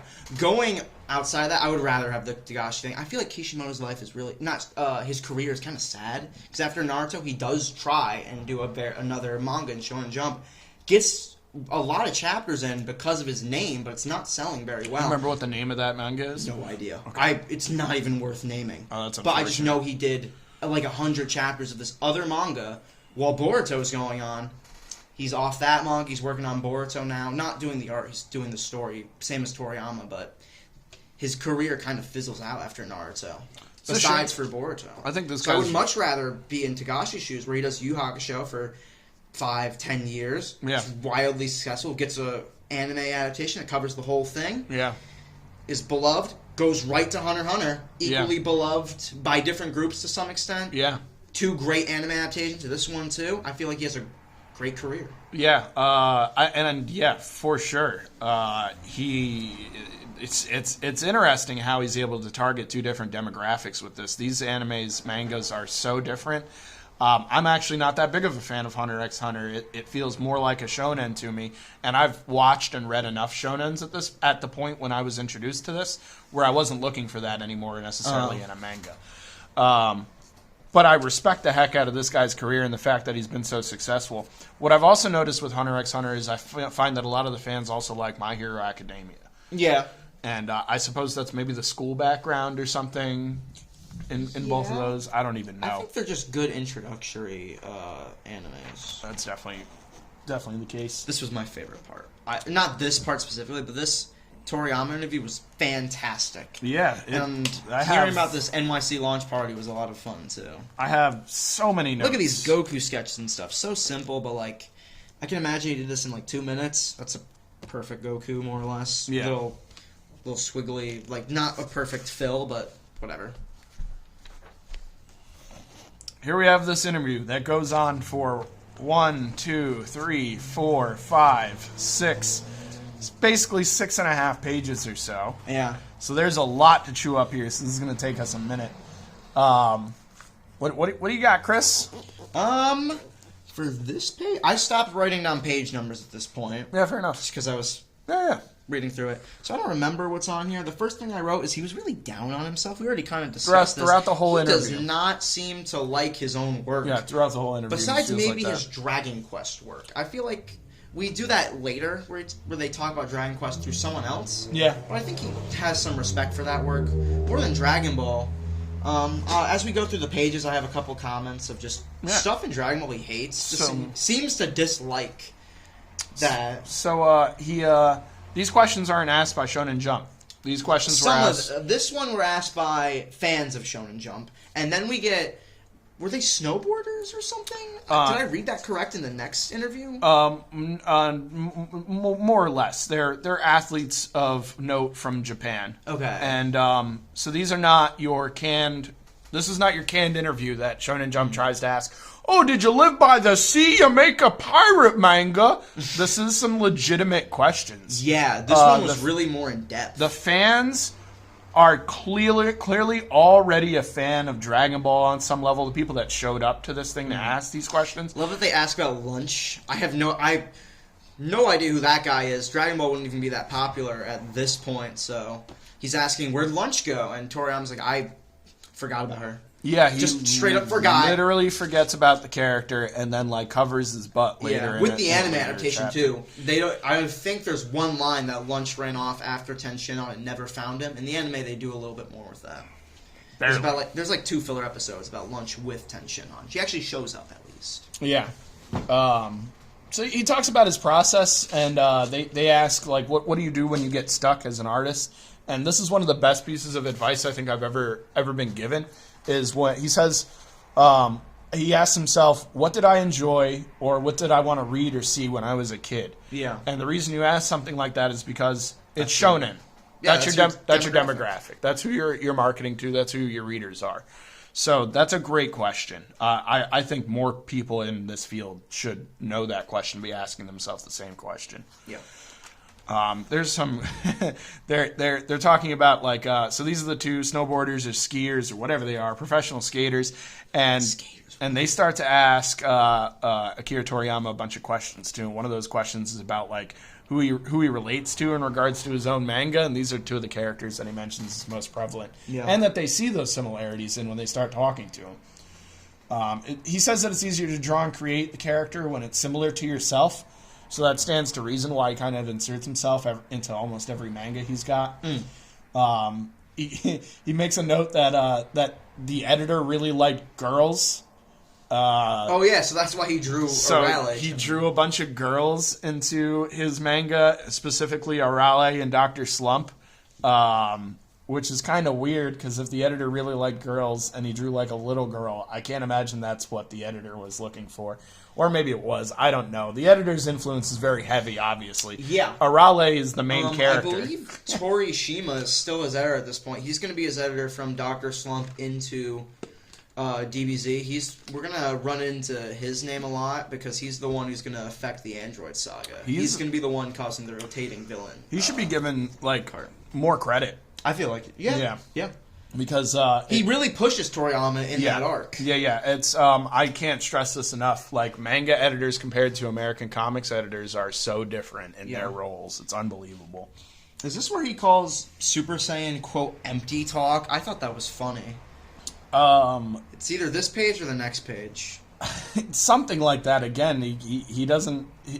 He seems to regret having created Super Saiyan into this manga to some extent. And he describes the process of doing it as I'm paraphrasing now.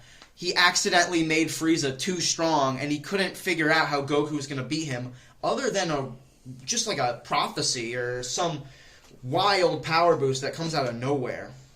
Yeah, I think Akira Toriyama has the same opinion on Dragon Ball that I have, and that's that he doesn't really care about the power levels at all. They're pretty superfluous to him.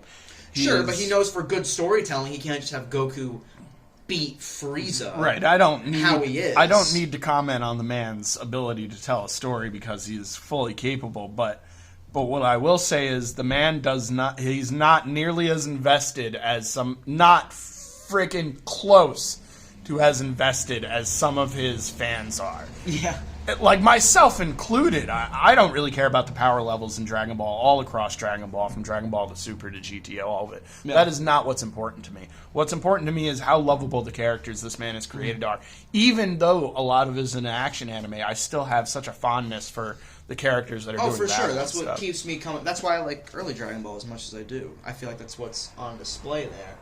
And, really good work. More than power levels, I think one thing I like that Toriyama has done in his later works on Dragon Ball is stop focusing on power levels, instead focusing on what characters would be interesting in this fight. Should they make sense here? Maybe not, but 17 is an interesting combatant, so why not throw him into this new story? So I'm going to literally read from this a little bit here. Sure. One of the answers that Toriyama delivers at the top of this page says, Dragon Ball was a serious pain. I was always wondering, the character can't possibly get any stronger. Do I have to continue this? Yeah. The dude was not having fun at all. Then the questioner asks, I noticed a bunch of different Super Saiyans were developed. And then Toriyama says, after the second half, pretty much all the power was just talk. Just for the looks of it. The content was pretty empty and didn't really differ from previous stuff. I've heard people complain about Dragon Ball Z in this exact regard, that it's just kind of rinse and repeat. Oh, new bad guy, new transformations. Oh, new bad guy, new transformations. And honestly, I love it, but I see what people are talking about, and Toriyama only furthers like that by saying the stuff that he's saying, you know? Yeah. And it's weird hearing that from the guy who's creating this thing even more, right? Because you'd expect most people that create things, because we're so used to American comics, that they're creating it because they love it and they want to put this story out there and they want to make their fans hear the things that they have to say. He's not saying that at all. Yeah. He apparently doesn't really have anything to say through this manga. He's really just trying to continue it going so that he can get paid and maybe even use that money for his own purposes later on other mangas. Going off that, this part was, I thought, hilarious, where he describes his favorite character is, and then he goes, maybe Broly from the movies. And Toriyama goes, who is that? Was he in the manga? Yeah, the interviewer... he just offhand mentions Broly. He's asking for characters to draw, because he's going to get a commission out of here. And so Toriyama's like, what do you want me to draw? And he says, this guy, that guy, or, how about Broly from the movies? And Toriyama says, Broly? Who was he? I don't know if he was in the manga. He doesn't even know that character. Yeah.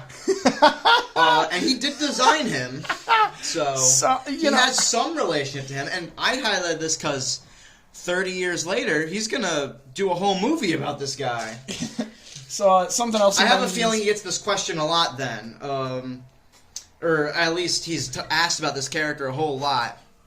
Yeah. Oh, yeah, absolutely. Broly's one of the most loved characters in Dragon Ball. I've never known why. I couldn't tell you either. I'm not really a fan of Broly. He mentioned the hairstyle that can't possibly exist in real life. Yeah. He also says he gets asked what he's excited to do after Dragon Ball or during Dragon Ball and stuff. And he literally says, "Oh man, I don't ever want to draw manga again. It's rough." Akira Toriyama is such a hidden talent. I don't even know if he knows that he's got this talent for this medium, because he doesn't seem to be a fond... he doesn't really mention that he's a fan of the medium at all, even. Yeah, I think he's just a professional. He's just really good at his job. His background was he was working in, like, design and stuff, and then... got fired and just tried to do a manga to competitions, make the right? Yeah. There were competitions in Shonen Jump that he would go and apply his art to, and eventually he got picked up. And that's the beginning of his career. I love all these sketches he did. Yeah, Look at that what I would do to get myself an Akira Toriyama sketch, I won't talk about on this television program. I go broke. I'd do more than go broke. I'd be doing some unheard of stuff. He talks about shortcuts in drawing.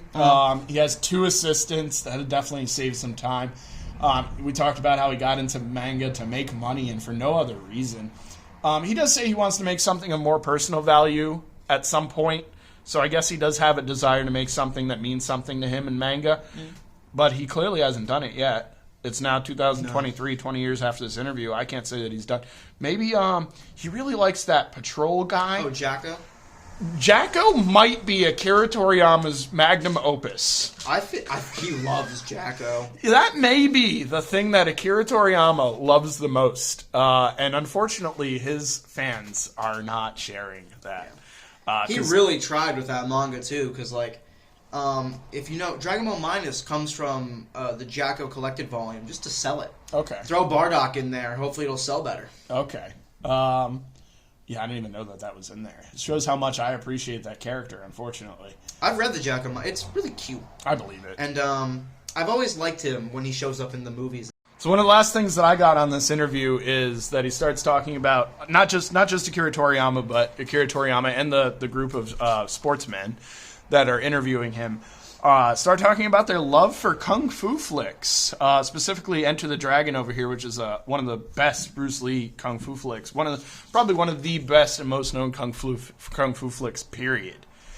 Love that kind of stuff. He also talks about balancing action and the mundane in his mangas and his process, which is really important. He clearly has thought about the process, the medium, and what people want to see, even though he's not a fan of his own work, or maybe even the medium. So, one thing I will talk about with him watching movies, this is part of his workflow, because he's watching these as he's working. It's part of what keeps him involved, I've heard. Yeah. Which is unbelievable to me. Whenever I try to focus on like a movie, I can't be doing something else at the same time. Right. From what I hear, this is when they're inking most of the time. They're watching something like that. So Yeah. they're doing something a little bit more mundane. Yeah, that makes sense. Time-consuming, but necessary. Might as well throw on Enter the Dragon for the 14th time. I'm going to be honest with you, Shonen Jump fans, Weekly Wednesday Warrior fans, POW fans. I didn't even bother with this. Sam, I kind skimmed it. of feel bad. Not really, though. This is kind of a waste of my time. I'm here to read some manga. Yeah. I guess if I was a kid, skateboarders are cool. Maybe Right. I'd be interested in this. Right, yeah, I definitely see the reason why it was included in the Jump. Especially since, got to give some credit where credit's due. These guys ask great questions, too, just like the kids. And this was all... These interviews were obviously conducted right in front of Toriyama and stuff. Yeah, he's working. There are breaks in between questions to have banter between the two as Toriyama's drawing these little sketches. And it can be difficult when you're in front of somebody of such importance to come up with reasonable questions to even ask them. Yeah. So I got to give credit where credit's due. They do a really good job with that. Sorry we didn't read your interviews. It was conducted by Shonen Jump, so it probably wasn't that good anyway. Here's another ad for like the Duelist League for Yu-Gi-Oh! I was playing Yu-Gi-Oh! At the time, and Duelist League was a lot of fun. And they were at like Toys R Us or KB Toys and stuff. They'd give you like free promos and stuff when you showed up. Labyrinth of Nightmare was the newest set at the time. This introduced a lot of like important cards in Yu-Gi-Oh! I'm really bad with sets, so off the top of my head, I can't think of anything outside of what I think is Gate Guardian, Master of Restrict, a bunch of important cards, Kazijin, Suijin, the Song of Thunder. Real important set. Really set the pace for Yu-Gi-Oh! At the time. Here is literally an ad. Just a little cross promotion with Probably the people over at Funimation. And if this were my original copy of Shonen Jump, I probably would have cut this straight out of here and put it on my wall. But I didn't this issue, so that's good. Is there a signature on here? Because this almost looks like what Toriyama would draw for these movies. He'd do like a character sheet and then like an illustration like this. Yeah, that's one of my favorite villains too. Honestly, love that. It's like a cross between a Saiyan and Frieza, right? Yeah. Oh man, that crazy trucker. Nothing on this. I don't even know what this is. Melt Lancer? You ever heard of this? Or Banner of Stars? No. They're clearly trying to deliver probably some manga for adults, I think, in regards to that. But I guess this is also based on a PS2 game. Oh. Okay. Moving right along. Cherries a Poppin'. I do have a couple notes on here. All right. This was actually pretty important because they're trying to. This is the March issue, which comes after February. February is Valentine's Day. And so they talked about Valentine's Day in the last issue. Yeah. And here they're trying to explain the importance of cherry blossoms in Japanese culture, which you can see here. There is some like cherry blossom stuff floating in the background of this. And you'll see cherry blossoms in Naruto a bunch, like falling from the trees, stuff like that. And it's really just supposed to like symbolize a fun time in Japan, partying, geishas, celebrations. I do like that they do this, expose the reader to the culture they're reading about, as well as just giving them some entertainment. Basically, constantly throughout Shonen Jump. We've talked about Shonen Jump having sort of like an, not quite edutainment, but they're kind of educating while they're entertaining you, to some extent. Yeah. YuYu Hakusho. Yeah. Chapter 4. I lied. This is my favorite. I thought Dragon Ball Z actually was probably my third favorite in this particular issue, just because it's kind of a filler chapter, just moving us from not just that, but I have read and watched so much Dragon Ball in my life that it's I don't want to say it's powerful, but like Naruto feels new to me again. Yep. Yu Yu Hakusho kind of almost feels new to me again. Whereas Dragon Ball Z, it feels like I'm just repeating the same motions. And again, that's because I call Dragon Ball Z the perfect manga. There's a reason for that. You know, you don't need to beat that one out or like really talk about it much because it's been popularized. We know what it is. We know what's going on. But things like Naruto and Yu Yu Hakusho, there's definitely still a little bit more to be developed and stuff. So here we got a very un-Shonen Jump page already, I'd say. Yeah. And I love he is sitting on a word balloon. Yeah. This is, I really can't stress this. I'm going to keep doing this every time we get to Yu Yu Hakusho. Togashi's ability is amazing. And he can do the shonen style, just like we saw on that HunterXHunter page. But Yu Yu Hakusho doesn't call for that for a while. But still, there's still that cartooning element going on. These two chapters were really fun to read because they aren't adapted ever in the anime. Yeah, it seemed unfamiliar. Completely new material. It seemed unfamiliar to me. And what's interesting about that is I thought that these two chapters were unbelievably powerful. Yeah, they were good. Part of what we're setting up here is Yusuke's ordeals to come alive and show his character. Yeah. And they do that in one or two episodes. I'm sure we'll read those chapters in the next couple issues. Yeah. But these are really good at establishing Yusuke's personality and where his kindness comes from. Yeah, and he's a bully, he's a brat when we first meet him. But we show where his kindness lies and how he expresses that. Yeah, he's a really complicated character in that way. Seriously, and I think the art shows that because we keep on transferring or changing from what I would determine as romance kind of manga sort of situation, from shonen manga kind of situation to just straight up cartooning and stuff like that. And I'd say that those are all personality traits of Yusuke Urameshi. Yeah. So if you can show your personality traits in the manga, that gives some further theme and background for your main characters and the characters around them. Already, we're like 2 pages into this, and I think we've complimented this guy more than we've complimented anybody else in this manga. It's stressfully amazing how well this got put together.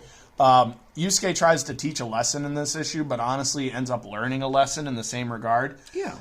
There's this poor kid and his dog is dying, and these dang bullies go and make fun of him for his dead dog dying. This is some of the most degenerate bullying I've ever seen in my life. Even Yusuke is seething Literally. at these kids' actions. Literally as growling. well as this kid himself. Such a sad situation, and the way Yusuke handles it is not the way I think most parents would handle this situation either. No, he wants him to beat him up. He immediately wants him to beat him up, and that's kind of where this ends up going, but in the most respectable way of that. This effect is super cool, using 2 different zips to have a shadow. Again over here. And then, zips. these ones, again over so here. much darker. I don't know how you even do this. And whereas, like, with Naruto, we were talking about that as, like, a mistake, I don't think this is a mistake. I think this is him trying to show, like, here's where the space of this, and now here's the sky area or whatever. And then, okay, daytime, right? Nighttime. Here's the same tools, the same zipatones, cross-hatching, shading, but we're able to tell it's nighttime here. Yeah. And mostly, I'd say, because of, like, Yusuke dark, Yusuke dark, Yusuke dark, Yusuke light. Yeah. And, you know, the black background and the house is shadowed and stuff. But mostly, I'd say, because Yusuke is shown as light here. Which also, I'd say that man, I keep forgetting this guy's name, and I feel bad because this is one of my... I'd say that Tagashi is also trying to show that this is where Yusuke is starting to light up as well. Yeah. Lighten up in regards to his personality, because he really what about the kid? He wouldn't, really kill himself, would he? Seriously engaged in this kid that he's never met, will never meet, actually. The only reason they run into this kid, Yusuke is complaining about his whining that he can hear through the afterlife somehow. As they're floating around. Yeah. And now he's thoroughly invested in making sure this kid survives after following him for less than 24 hours. Still, again, showing Yusuke in that kind of white. And they dropped the facial expression here. Yeah, but everything else is so well-defined. They do it because he's not doing it because he's lazy. He's doing it because he doesn't need them. Yeah. This image sells what's going on in this panel just enough by itself. You can even see his little hair tufts. And then, boom, we get, like, some serious facial design and expression and stuff going on. Right. These character designs are strong. These lead-in panels are good too. Where you take a face, lead into an environment. Yeah. Breaks borders more than anyone else in this. Have you even seen anyone really break a border throughout? Not that I've noticed. Yeah, and he's done it a little bit here, a lot more here. That first panel of Yusuke, where he's sitting on the word bubble, he's doing it. Again, I can't. It all adds to the readability. Yeah, I can't stress enough that that Tagashi doesn't. He's not trying to stick to any particular manga, like, copy and paste, Yeah. He's really doing this manga out of his heart, out of his soul. He wants to put all of his spirit into it, relative.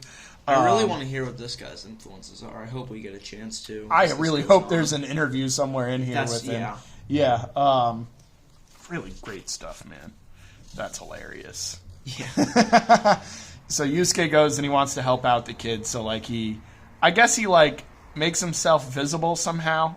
Yeah. And it's through a dream. It's through a dream. Oh, okay. This is a dream, and this kid Jiro has a dream and sees Yusuke, and Yusuke kind of, like, makes fun of him and tells him his dog's going to go to hell unless he can buck up and tell his dog that it's going to be okay, that he doesn't need his dog, that he'll be able to live on. Lighting's really good here. Yeah, and this is a great line, too. Empty promises won't cancel a one-way ticket to hell. Yeah. He's really trying to scare the heck out of this kid for the best reason. That. Yeah.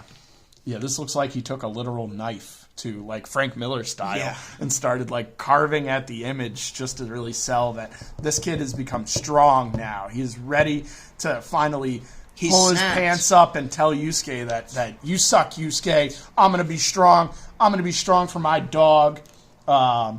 This is like, it's dancing on, like, sitcom / monster of the week / manga. Like, the plot progress is not seemingly speedy, but it's also not lacking either here. Because everything Yusuke does, we know, is to help him revive himself. Crack that egg more accurately. No matter what, Yusuke doing good deeds is plot progression. Yeah. He even takes a bump in wrestling terms from this kid, just to show that like this kid has the capability. I love this panel before it too, where he's so happy about it before he plays up his little act. Any of these stoic like romance shots of our hero is really nice. Yeah, wow, man. And then wow. Yeah. This looks really simple to do. It looks ethereal because, we're trying to sell that because Botan is this angel figure in the context of this kid's dream. Yeah, and she fits more as an angel as than a Grim Reaper, I'd argue, too. I'd say that also, too, relevant to this, I thought that the pages had more lines on them as you got closer and closer to the climax. So I thought these were like fairly open. Starts to get dark. Still fairly open. Then you start getting some really, really darker lines, really darker lines, really darker lines. Then it opens back up again. To show that the dream sequence is over, the climax is over. We're going to continue back into our story now. Right.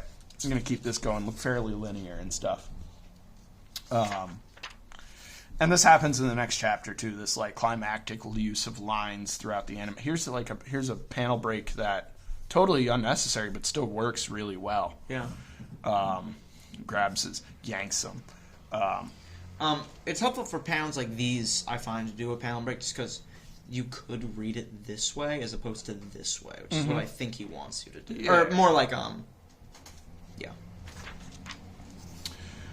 They talk about like the different kinds of demons and spirits and ghosts that exist within Yu Yu Hakusho and culturally within Japanese history. Yeah. They talk about specifically the 18th century artist named Toriyama Seiken, who were out there to like document this kind of stuff. There's an anime manga. Actually, it might be an OVA. It's called Mushishi. That isn't necessarily based on this particular guy, but it's based on this concept where this guy goes and sets out to basically just do detective work for ghosts and stuff. Which is kind of what Yusuke's doing on some level, too, or eventually starts doing down the lines. This is another... Both of these chapters, I thought were, like, amazing because of how much heart is in... These shonens are not known for having this much heart. Yeah. This is seriously some really nice, like, really teaching kids lessons kind of thing. Are you familiar with Pokemon, the anime, a little bit? There's an episode where there's this maiden, and she's made of rock, and she's waiting for her lover to come back. And it's selling the same kind of story as that's in here, is that you've got to move on past, death. You've got to live your life and stuff. But Yusuke really goes out of his way to go and help another person that is real when he's dead. And really wants to... Or, sorry, she's a ghost. Yes. And she needs to move on, but she's stuck at this bench waiting for this guy who never came or something like that. And so Yusuke's trying to get her to move on so that she can go to heaven or wherever she's going to go next, the afterlife. But she refuses to move until she sees this guy. She's still convinced that this guy's going to show up, even though it's like a year or two later or something like that. Yeah. And lo and behold, the dude does show up. But it is for another woman. And we find out that he's not just got another woman, he's got many other women. And I believe that he was with another woman instead of being with this girl who died. Yeah. Which is pretty screwed up. And he doesn't even seem to care that much that she's dead. Yusuke tries to beat the heck out of him. Because even Yusuke thinks that he's a piece of S. Yeah. That says a lot. Again, stressing this... not a lot of lines, but getting darker, even darker, more lines, darker, lots of lines, really dark, lots of lines, filling up the space, bringing that climax, bringing it to a head. That's a good car. Yeah, this is really cool readability, dragging you through the panels. Great paneling. Nope, almost no borders here. Didn't need them. Here's another border break, constantly doing this kind of thing. Love it. Yusuke's being really nice to this girl. Yeah. Shows her a good time, a night on the town in a way. And then by the end of this, she feels a little bit more easy to move on. She says that she hopes more people like Yusuke exist in the afterlife. I thought this joke was hilarious. Yusuke gives her a haiku and then messes up the rhyming scheme. Yeah, 5, 7, 6, one extra syllable. That's close enough. And he has this really dopey expression. Looks like cool Baro a little bit there. Yeah, man, this is solid stuff. This amazing splash page where the girl actually transcends to heaven and stuff. And then these little bits of zipatone to, like, almost have, like, a fading effect or, like, a dusting effect. No, I don't know I'd say what so, to because call if you look at it this way, it is fading as you're reading it. Yeah. And then Yusuke even goes out of his way to go and troll the degenerate dude who was being really mean to him. Yeah. To the girl through the phone. It's pretty humorous. And some interesting backgrounds here and stuff too, right? Yeah, those are real weird, actually. Love this. It's Yeah. probably my favorite panel. Crazy good. It looks like kind of like a carnival face that you're going to go into, Yusuke here. Silly, scary, on perfect difference between those two themes. Right. We have more. Oh yeah, I forgot. There's so much. There's 3 chapters of Yu Yu Hakusho here. This was awesome. This was cool. This talks about this particular animal as like a Japanese raccoon kind of thing. And I wasn't familiar with this up until I read this. And it says that it's like a form of good luck if you see one of them. I guess they introduced them to Europe, and they're still in Europe tearing apart garbages and stuff of that nature. They say down here. I don't have a whole lot of notes on this in particular, but it was just as good as the other two. Again, Playing really with mythology stuff, which is fun to see. Yeah, and that's going to become consistent as this goes on as well, and really, really emotionally driven. I find these characters interesting, actually. They go and try to help this old man, and he doesn't give a shit at all about them. And you would think, like... And there's no resolution with this group. Not really. You would think that they would go and, like, stop trying to be helpful, but it seems like they're really trying to help this guy. Like, maybe this guy has done something nice for them in the past to establish this relationship, but all that we see of this old man is his crankiness. We get the one flashback later where he helps the Tanuki when he's still with his grandson. Yeah, and there's some implication that when he died, that's when he stopped becoming a caring person. But he literally, like, throws the food at these poor old women that are trying to help him out and stuff. Super cartoony designs. Yeah. Which is different from the past 2 ones that we were seeing, where it was like more like, again, like a romance manga kind of thing. This leaves that. This is style. totally a. There's no sap. There's a little sappiness near the end. This is mostly a comedy chapter. I feel like. I'd say too. We just tackled 3 different forms of life too. We hit a kid, we hit a teenager, and now we're hitting an old man. And all of them are emotionally driven and in parts of their life or afterlife where what they're going to do is going to dictate what the rest of their life looks like and stuff like that. So I really, I may be sitting here and over complimenting this manga, but I don't think I am. I think this stuff is some of the best stuff out there. Love this, like, this cartoonish break for, like, no reason. This really leaves his style really harshly, but still fits where it's at.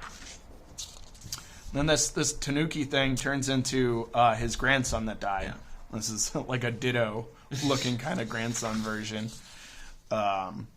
And he really appreciates it. Yeah, it's really sweet. He knows almost from the start that it's not his grandson, because I guess as he's dying, he can see the Tanuki. Yeah, but Botan says he shouldn't be able to see this, but he's dying so he can. Yep. But he still appreciates the effort, and I think that's the one thing I will complain about this chapter. I don't know where this is coming from him. I would get it if it's his kid. I don't know why he thinks of this creature differently than the old ladies who are trying to help him. I guess because maybe it's not human, so there's nothing he could gain from him, as opposed to the old ladies, which he still feels like might be trying to get his property from him, like his in-laws were.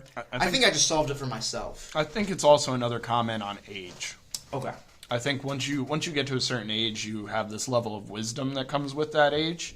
And if you see somebody innocent, going out of their way for you to try and help you, and not only that, but somebody that you've done something good for in the past, and they're doing something so nice for you that it's bringing back the best of memories that you've had in your life at the end of your life. Yeah. I think it'd be really tough for somebody, even this cranky, to be mad at somebody like that. Gotcha. And again, just even talking about that is making me some level of emotional. These particular chapters, if you have had anybody in your life that's any close to any of these kinds of characters that are being helped by Yusuke and Botan here, these emotional beats hang in even stronger than it would otherwise. And again, shonen marketed towards teenagers and kids, it's a relatively early part of your life. You might not have experienced these kinds of things. So in a way, Togashi's doing people a favor by showing them these things in a fictional sense, hopefully trying to prepare them better for life going forward. He's doing favors to the people reading this comic. I can't say that, like, Akira Toriyama's doing that, or like, Kishimoto's doing that. I'd say that Oda does put some lessons, seemingly. Oh, and Kishimoto has lessons in his stuff too, but yeah. But I'd say that I think that he's like delivers so much cartooning that when he's not doing the cartooning stuff, you understand that he's trying to communicate to you. I think this art is more sentimental too than Oda's. Absolutely. Absolutely. There's so much more. Absolutely. I wouldn't say emotion, but the romance tone. Oh yeah. It sells like a sappier emotion than like. Yeah. Yeah. Well, one can see it. I love that she's sitting on the panel. All these different effects are really cool. Yeah, and this was an effect he used for a totally different reason earlier. Yeah. I mean, likely this is a zip he actually bought, so he has to just get rid of it. Still, like, using all these tones is not cheap. This is him going out of his own pocket to make this manga look better. Yeah. That's something, like, Ed Piskor will talk about, because he uses Zipatone in his work. All these are different zips. He has to buy all of them. They're not cheap. So he finds out that the kid's not really the kid, and he tells the creature, "It's okay. I really appreciate what you're doing anyway. Like, thanks." And then we have a really happy, sad ending at the same time because he does die. And same sort of effect they did when Botan helps out the kid, or when the teenager goes to heaven. Yep. Yeah. I guess you could call it the resolution effect. Yeah. Not much more to say here. This was amazing stuff. It was really emotionally provoking. I don't know. This may have been the most emotionally gripping manga I've ever read. Yeah. And it's marketed to teenagers, so that's saying a lot. This is the second to last manga in the book. Yep. This is Yu-Gi-Oh! This is the part where Chris doesn't have much to say, and I have more, but also not much. So in traditional manga style, oftentimes the first, especially in anime, the first season, or in manga, the first, like, so many chapters are spent establishing characters more than actually progressing the plot. Yeah. This is exactly what's happening here. And Yu-Gi-Oh! Even more specifically seems to be marketed towards the teenage demographic because they're doing some pretty risky stuff in regards to violence and like, well, you'll see what I mean momentarily. So here we have, they're at school, they're hanging out, they're doing their school stuff, and this is our villain for this first chapter. And this little creep psychic. Right, and I'd say, again, compliments to the art, like, these look like likable people. Yeah. Likable people. You know, pretty open. Guy's mad sketchy. Super dark, creepy, like little fat-looking face, short, stubby fingers. Yeah.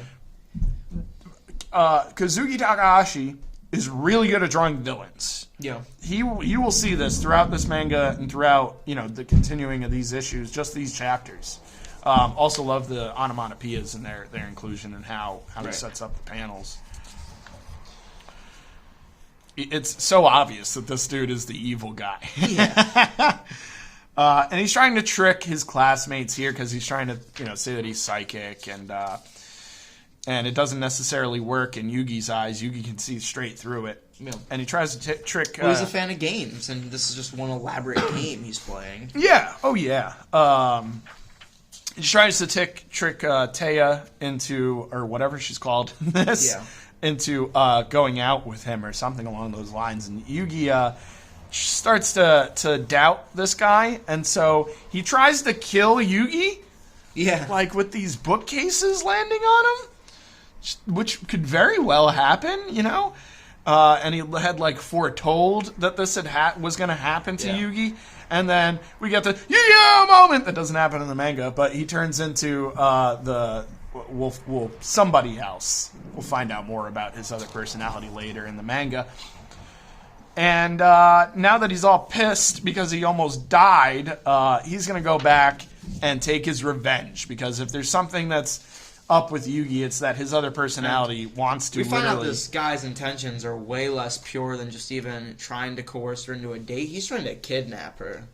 He uses chloroform on her.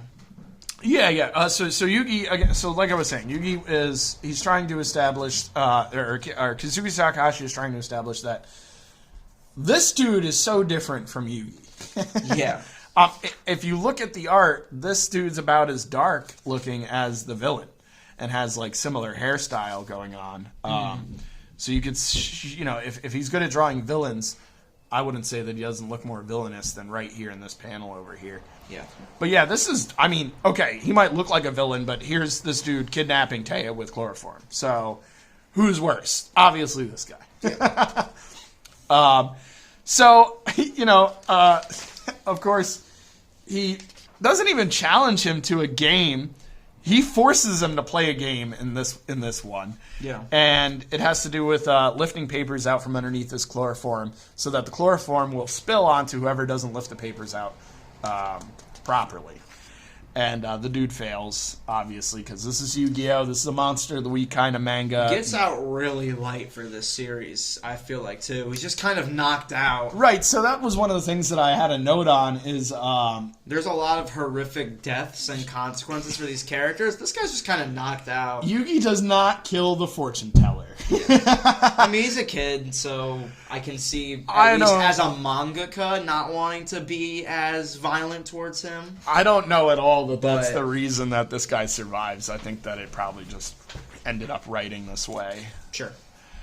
Good expression, though. Yeah. I never will complain about this artistically. I think that this guy's got some serious chops on him, showing how stubby and small this villain is. I also don't know her name besides Taya. That's good. It's fine. Really has the same effect as like the shoujo YuYu Hakusho style whenever she's around. Yeah. Not in conversation too. Yeah, it kind of looks like Keiko a little bit. Yeah.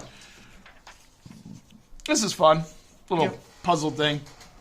I imagine these would be in the collected releases. That's what all the One Piece ones are. Yeah, they're probably pulling this straight from the manga volumes. Yeah. I like this story more than I like the story before it. For sure. I thought the story before it was a little corny, whereas this is, I mean, it's still Yu-Gi-Oh! It's still a little corny, but this is a little bit more fun. I think the villain is he gets more just desserts. Let me go back real quick because this made me laugh. So they're talking about themes for their school festival. Yeah. And Jinochi or Joey is just like, yeah, let's do sex appeal. Let's do a cabaret. And she starts writing down all the ideas: pro wrestling, costume contest, yakisoba. Obviously, did not write down Jinochi's suggestion at all. And so, can't think of something exciting. Anyone who hasn't given an opinion? Yugi, what about you? Well, I guess. What do you think he's going to say, weekly Wednesday Warriors of Shonen Jump fans? I bet that he says games. Of course he says games. It's Yugi. What else is on his mind other than games? I'd have to say games, he even says. Carnival games. Dear God. Not bad. Because don't mind that much. They all like the idea. Yeah. Yugi is then like, yay, Yugi, yay. This is hilarious. I am still laughing, literally laughing at this. Of course he's going to say games. He's not going to say, like, scuba diving or I don't even know what you would come up with. But love all these game designs, huh? They do, I guess it's just the one here. But Kazuki Takahashi does this kind of thing again in the manga. Oh, cool. And it's because he has this background in games and he really appreciates games that he does this kind of stuff. Not as good as a layout as the One Piece office that we saw earlier. Yeah, but that's not the focus of this panel. No, but Oda really went to town on that layout. Yeah. But that's a really good, dense panel. Yeah, and again, games. I can't put this forward enough. He even shoved a game into the panel here. Yugi is somewhere on the page, big panel above. See if you can find him. Answer's on page 293. I couldn't find him. I had to look up the answer, and the answer is he's right here. Made me feel stupid. He's right above. He's like, if this isn't a puzzle, a game right here, above, he's right above. Jeez. Got me good. So they go, they start constructing their little game and stuff. And here's another villain guy. he doesn't look as much like a villain, but he's got villain hair, Yeah. and he's dark. So, gotta assume, here's where he really looks like a villain. Those are some good panels. Oh, yeah. Darkness. Good use of lines and shadows, speed lines and shadows and stuff. Again, going to compliment the onomatopoeias and, like, the way it's part of the panels and stuff. Solid, seamless stuff. So these seniors want to take apart Yugi's whole carnival games thing, spot, and they beat up Yugi in the process. He has to get sent to the infirmary, and obviously his other personality is not going to take that. I like how much this breaks away from the panel structure that's going on here. Stylistically, too. Yeah, really. Doesn't look like anything. Really pretty stuff. Yeah. So he changes, and like Jim Gordon Batman style, Taya looks the other direction for a second, and he's gone through the window. So Yugi turns into Batman real quick, goes and finds the dude at the festival or whatever, calls him out. It's not exactly sure how that happens. There's definitely some reading in between the panels between these two pages over here. Right. So this happens really fast. But for what he did, you must play a game. if you have any guts. And of course, this is a senior, so he's gonna have guts. So they play like kind of like a form of skee ball, or not skee ball, air hockey, basically.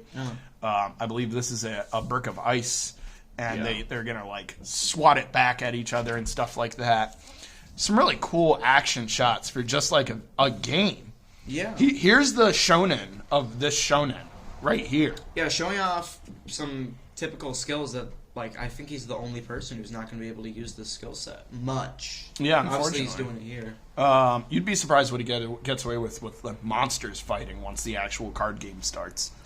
But still, he's got his chops. This guy is clearly capable of doing exactly what he's doing I'm here. going to be honest, I know so little about Yu-Gi-Oh! And its anime/manga. I thought the cards, like in real life, did not, like, appear. Yeah, they really summon they things and hologram. Kaiba ends up like owning a corporation where he can throw money at anything, so he continuously throws money at duel monsters, and that's where we get all those holograms and stuff from. Yeah, cool. He beats the bad guy, and the bad guy explodes. Oh, he nicked the ice. Yeah. The bad guy sets on fire, explodes. Yugi cheats a little bit. I'm under the constantly, and that continues through duel monsters too. Yeah, this guy dies. This guy's also a class member. Okay. So yeah, none of that saving it for the kids or whatever. And then they have a successful little carnival game thing, and then the thing ends. So that was only like 2 chapters of Yu-Gi-Oh! Yeah. Pretty quick, pretty monster of the week.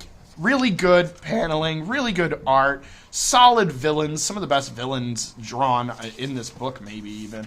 The only thing that I have to leave off on is the similarities between Yu-Gi-Oh! And YuYu Hakusho.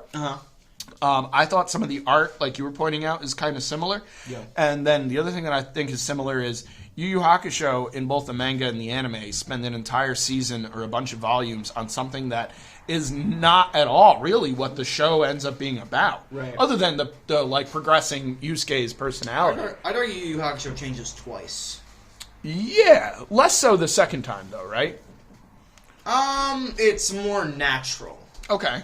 I think its transition from, I guess, a detective anime to a battle shonen is really done subtly. It takes like 3 or 4 arcs for it to be done. I think you get like the castle arc with Kuwabara and the whole gang. That's still a detective story. But then, by the time you get to the Togoro arc, the Dark Tournament, completely it's no longer a detective story and will never be again, really. Yeah. Probably at the fault of the anime, I have Yu Yu Hakusho divided into 4 categories.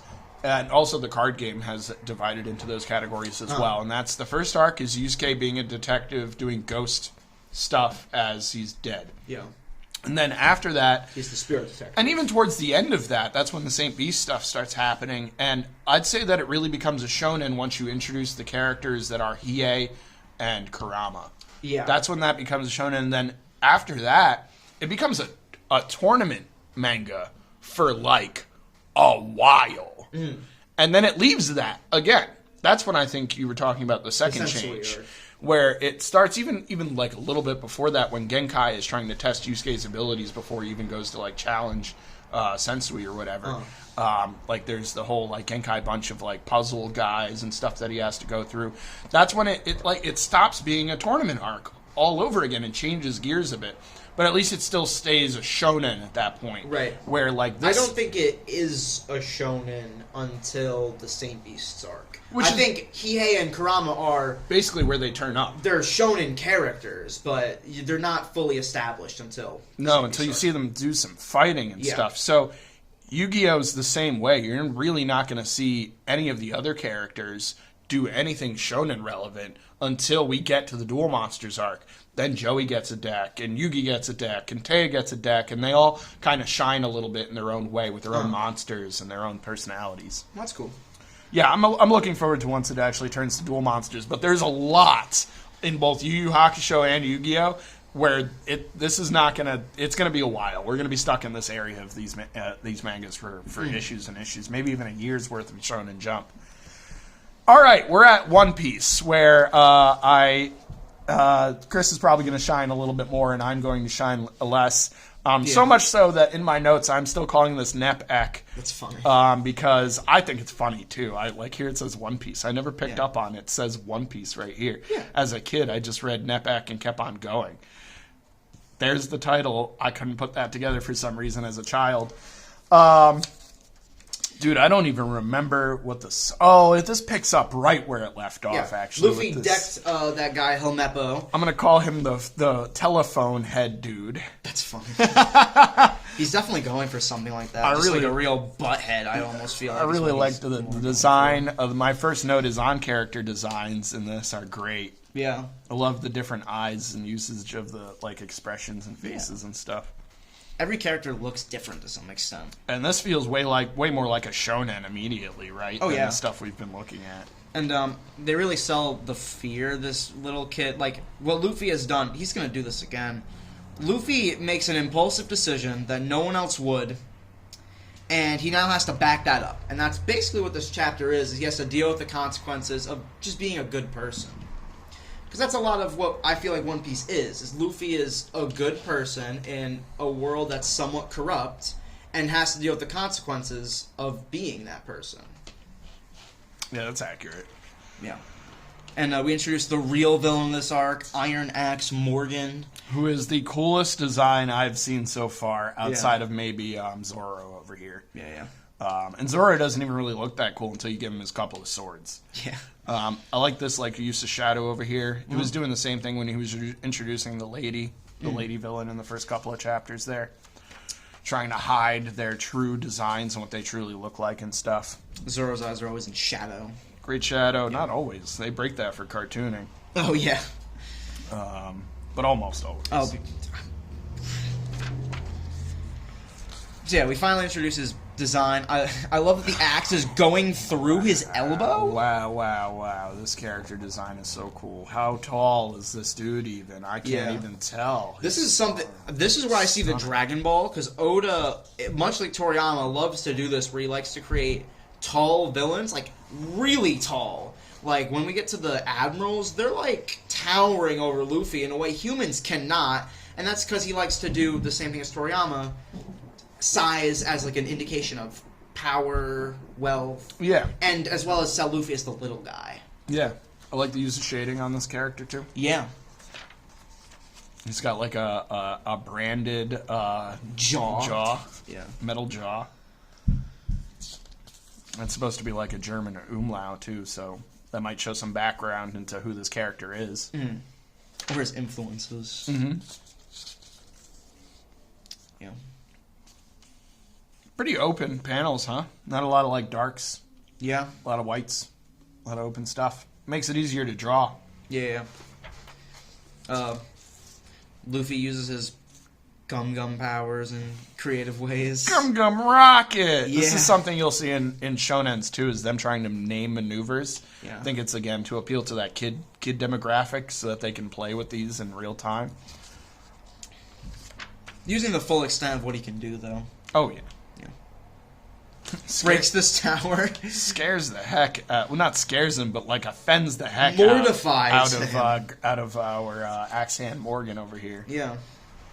Because no one dares to defy this guy. Here's Luffy, random guy. He's never even met him, and he's destroying all his stuff. And this is very brave of this character, too. Yeah. This is like one of the really showing his growth. the bravest things he's done so far. Because Luffy can take bullets. He can handle all these guys. For a long time, Luffy is not really challenged by anyone in this manga. Kobe's a kid. He can't do anything. He has no powers. He has no physical strength. And yet here he is. He knows it's the right thing to do. He knows that this could lose his dream. Because by helping Zoro, he is betraying the Marines. For sure. But he's willing to do it because it's the right thing. And again, selling the dynamic, pirates and Marines are the two opposing forces in this manga. Yeah. But they're not good or bad. Because we have Kobe here, good Marine. This kid is never a pirate either. It's not like we're setting him up to be a pirate, the good guy. He's always a Marine. It does seem like that he's going to join Luffy's squad up to this point, though. Sure, but no. Then he gets shot, Yeah. and then the chapter ends. And we show you how to draw a stupid little skull and crossbones. This page is probably my favorite page in this whole thing because of what's happening here and the name of the title. Yeah. The title's The Pirate King and the Master Swordsman. I'd probably read anything with that title over it. But what's funny is he's not really yet a Pirate King, and I'd argue that he's probably not yet a Master Swordsman yet. No. So they both have a long way to go, but here is where they're going to land. No, but they're selling you on... This is where they're going... Promises. Even in Naruto, there is some... not confusion, but there is some debate as to whether that kid will end up being the Hokage. I have no doubt in my mind that Luffy will be the Pirate King. Yeah. They just keep referring to him as such. Even hundreds of chapters later, very capable characters who should not call this kid the Pirate King will refer to him as such due to their sheer faith in him. Yeah. This is pretty funny. I do. I like... He draws this really cool one. He's like, just kidding. This is what it really will look like. This is what you can do. Don't do this. You're going to do this.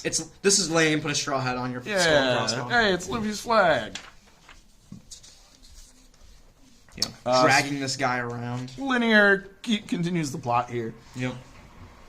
You're gonna see. This is. I think Oda does the most cartooning out of all these mangas, right? Yeah. He is like.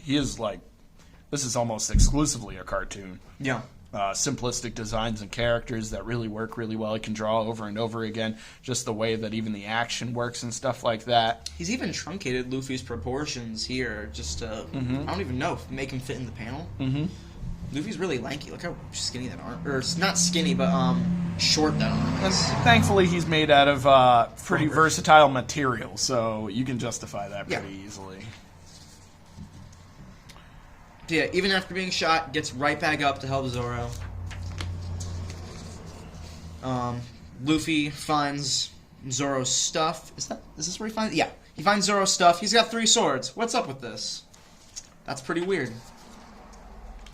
So, he just jumps out to avoid this guy. We get this flashback with Zoro. Curious what his backstory is. Black borders. Flashback. Flashback. Flashback. Flashback. Flashback. Flashback. Flashback. Flashback. Boom! Back to main continuity. One thing, I feel like the anime does this flashback just the tiniest bit better, because what they establish is the reason Zoro will pick up his 3-sword style. Maybe it's in a later chapter, but I remember it being here when I watched it. He's constantly trying to one-up this girl, and part of how he does that is he tries to keep using more swords against her. So... One thing I like about Zoro, he's this very cool character, but he's based on these really childish motivations and has just stuck with them his entire life. Shows how simplistic he is as a character, but also devoted, which is what you need coming from the right-hand man of a pirate. And I should mention, too, that this is this flashback is actually incredibly written because there's a lot that you can pull from this. I'm not sure that the average teenager would be pulling from this. Right. Which is that... here's this established relationship. This poor girl wants to be a swordsman. She's not allowed to because she's a female. Then she dies. And they say, Zoro, there's been an accident. But Zoro is a kid here. And as are the readers. Yeah. I think it's pretty easy a call to assume that she committed suicide. It is what it is. And it's gives background to Zoro. I bet he even thinks about this later in life, like what really happened to this girl. Yeah, all the time. And talking about One Piece fans, I've never liked them because they will always make fun of this backstory and how she dies. That's not cool. No. They have invented a character called Down D Stairs, which is a joke on One Piece names. Oh no. And That's terrible. Yeah. It's a little... We're not going to spend too much time on degenerate One Piece manga trolls. Yeah. But we are going to spend time on how he really puts in some dark shadows here, where he's been avoiding kind of putting in the Zipatone basically through Uses the entire Luffy's manga. hair as a shadow. Yeah. Kind of. Like, Yeah, similar on the, effect. on the and same on his his shirt there. But then he goes right back to these big white open panels and stuff because this makes this more powerful. Yeah. And that's when the jovial One Piece music will start if you watch the show. Yeah, and then there's a specific track that always plays in One zip, Piece scenes. zing, whir goes all these bullets at all Yeah. the enemies in the perfect fashion, knocking all of the right guys down exactly as Luffy wants it. And you've got yourself a pirate. Perfect ending to a pretty great chapter. Of One And we Piece. learn he uses the three-sword style, which Santoryu. pretty impractical. Probably butchering the sounding of that. I think you're fine. So before we even continue the closeout on this has been an awesome Shonen Jump, and probably will all of these Shonen Jumps be, but there is so much to unpack and look through here, and these guys that are drawing these mangas are seriously capable individuals. The only way you even get into Shonen Jump is by being this good at what you do. Yeah. Good Eats. I got nothing on Good Eats. No. This stuff, again, more Cultural- edutainment than entertainment, but it's nice to have in here. Cultural Japanese background, explain why some of the characters do the things they do, eat the And things then they again, eat. we talk about the anime adaptations sometimes. 4Kids will just shy away from showing you any of this to more Americanize it. They want you to understand what's happening in the manga. Yeah. Because at least when 4Kids was dubbing things, they thought you wouldn't understand what these Japanese foods are. Yeah. Let's introduce them to you instead of dumbing it down for you. You know, like, what's a bento box? Yeah, You know, or why is this guy eating like Ash that? Ketchum is eating donuts. It's like rice balls. They're rice balls, yeah. I do have a note in the letters page here, Okay.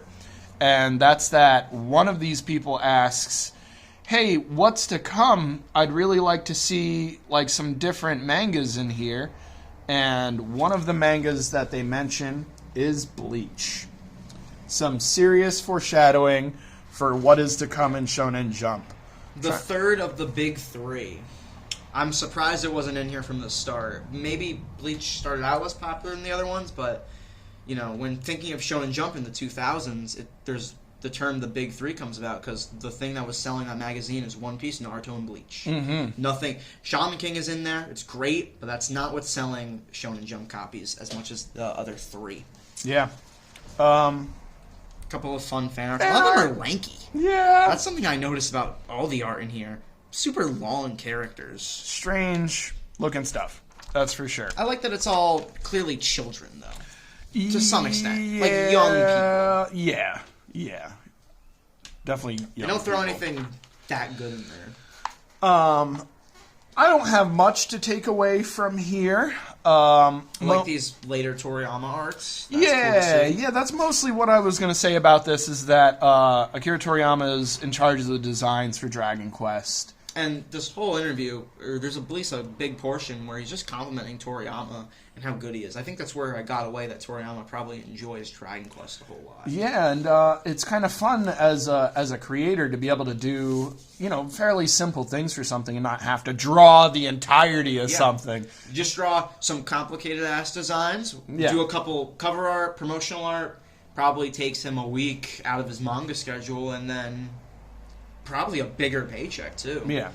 I imagine these video game guys are paying him. And this is, 5, 6, 7, Dragon Quest 7. So there's been 7 of these. This is the year 2003. Yeah, there's now 9 of them. There's, I can't believe there's so little in between the next 20 years. They do a lot of spin-off They games. pumped out like 7 of them only by 2003. And I actually remember going and trying to play this one. This did get an American release and stuff. And it's fun. Okay. It's a JRPG. There's not a lot of top down. I think it's very interesting. They note the difference between JRPGs and American RPGs. At least early on, was there was a story in JRPGs, and that's. I don't think that about JRPGs, or not that there isn't a story, but I don't think that's a distinction anymore. No. It's the distinction is that it's made in Japan. That's really the only difference. I think American RPGs took a lot from JRPGs. Oh yeah. I have some favorite RPGs. JRPGs is a series called Shining Quest, where a lot of the Shining Force, where a lot of the character designs actually look exactly like this. Yeah. Obviously, it's on Sega Genesis, so they're a bit more bitified. Oh, okay. Are they Toriyama designs, or are they just they just look super similar. Actually, like.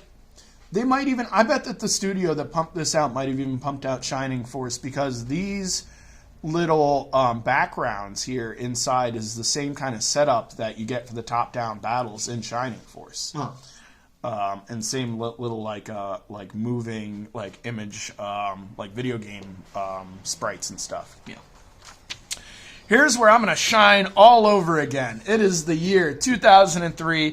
Skylar is 9 years old. He has just figured out what Yu-Gi-Oh! Is. He's thought that Pokemon was the dopest thing on Earth. And then here he goes and gets a Game Boy Advance. Woo, boy. Game Boy Advance changed my life. And I spent so much time playing Worldwide Edition, because this was... So on the PlayStation 2, on the GameCube... which were out around the same time or what have you. They do Yu-Gi-Oh games, but the Yu-Gi-Oh games aren't actually the Yu-Gi-Oh card game. They're like slightly different, almost JRPG versions of Yu-Gi-Oh. Whereas this, all of the Game Boy Advance games, Game Boy games and stuff, they're all just Yu-Gi-Oh brought to the video game spectrum. So it was nice for a kid to be able to play Yu-Gi-Oh. Not have to have all those cards already. Not even just that. And have someone to play with. Somebody to play with all the time. And, now these games are super easy. If you go through and you know anything about Yu-Gi-Oh, you can build a deck easily and beat the heck out of the opponents and stuff. But you learn a lot by playing these games. It establishes a lot of skills, and it literally walks you through the phases and everything. These games are a lot of the reason why people played Yu-Gi-Oh and were able to play Yu-Gi-Oh functionally. Because a lot of times with card games, you learn how to play the card game, and then, it doesn't translate to the next person you play the card game with, because they haven't learned the official rules or what have you. So again, this is another Game Boy Advance game, The Eternal Duelist Soul. You could tell that they were really pushing these out. This one was actually my favorite until this one came out. This is where this card would have been. You can see what it was on at the time. It would have been right here. Yeah. You would have pulled it off. And they're talking about the Babidi Saga that's coming out. And this was just it is exactly what it is. It introduced a bunch of cool personalities like Babidi, like Deborah, like Majin Buu and stuff. The power creep on the game went up exponentially, which was a serious downside, and a lot of the reason why the game discontinued, other than the fact that the anime had ended. A lot of good art on these cards. Yeah, so these cards always, there's never any original art on the cards. The cards always rip the art straight from the anime. Just sweet. And they even go as far as to name maneuvers, like Goku's Energy Clash, Goku's Energy Explosion, Majin Buu's Egg Drill. These are not, Majin Strength Maneuver. When I go and watch the anime now, there are moments where I'm like, oh yeah, there's that. I can name some of the moves, even though they're not necessarily official. This card game was the first thing to name what Gohan's transformation he used against Majin Buu is. Oh, that's cool. So that's where the Mystic name for Ultimate Gohan comes from. And a lot of the cards about that particular formation are called focused cards, too, which I'd argue is where Gohan's out at that point. He's very focused in what he's needing to do. And then this is basically, I think, where it ends. Oh, no, there's a couple pages on my... Sorry, again, Weekly Wednesday Warrior, Power Card Games and Comics fans. My love for Shonen Jump runs so deep that my pages aren't always connected anymore. But here we have just some spoilers of the stuff to come. 15 pages of DBZ in color. I'm very happy they did this, because that's how this chapter would have been published. Honestly, I don't know if they actually deliver on this or not. So we will find out soon. They do more on Jump Festa, which my whole life, this has been the biggest con I've always wanted to go to in my whole life. We get more Naruto, Yu-Gi-Oh!, SandLand, Shaman King, YuYu Hakusho, and One Piece. And I think they actually keep this lineup fairly close. I don't think we get introduced to a new manga for a couple issues. So this is what we're going to be dealing with for a while. Mm-hmm. And then here's a great Kakashi and Naruto little "you're reading the wrong way" page that we missed in the last issue. They always put these at the end of jumps. They want to let you know that this is the back. This ain't the front. It looks like there was something ripped out over here, but I couldn't. Oh no, this is just paper. And that selling that movie again. Yeah, and another literal ad, not as much as a summary, but a literal ad. And then we got the back cover, which is Goku all again. And again, in like a store, right? This is the American format. This would be the front cover, even though it says back cover here. This might have actually been what was on the newsstand. This might have been what people were looking at. I'm sure if that wasn't how the distributor put it out, kids flipped it to this. Yeah, they flip it through. They're gonna put it back. They're gonna look at the front cover. They're gonna look at the back cover, and when they look at that back cover, well, heck, there's Goku. So that's about it for this episode. The March 2003 episode of Weekly Shonen Jump 20th anniversary review. Here is the next issue, April 2003. We're gonna have some fun with this one. Yep. This is a double-sided Luffy cover. You can only imagine how much focus they put on this. Live at the Shonen Jump convention. Oh, man. Thanks for watching. Thanks for coming. Stay posted. We post our weekly Wednesday Warrior videos every single week, so you can stay posted on modern comics and everything. There'll be another one of these come next month, so stay tuned for April. We'll be doing our 20th anniversary thing. We'll see you next time. Have a good one.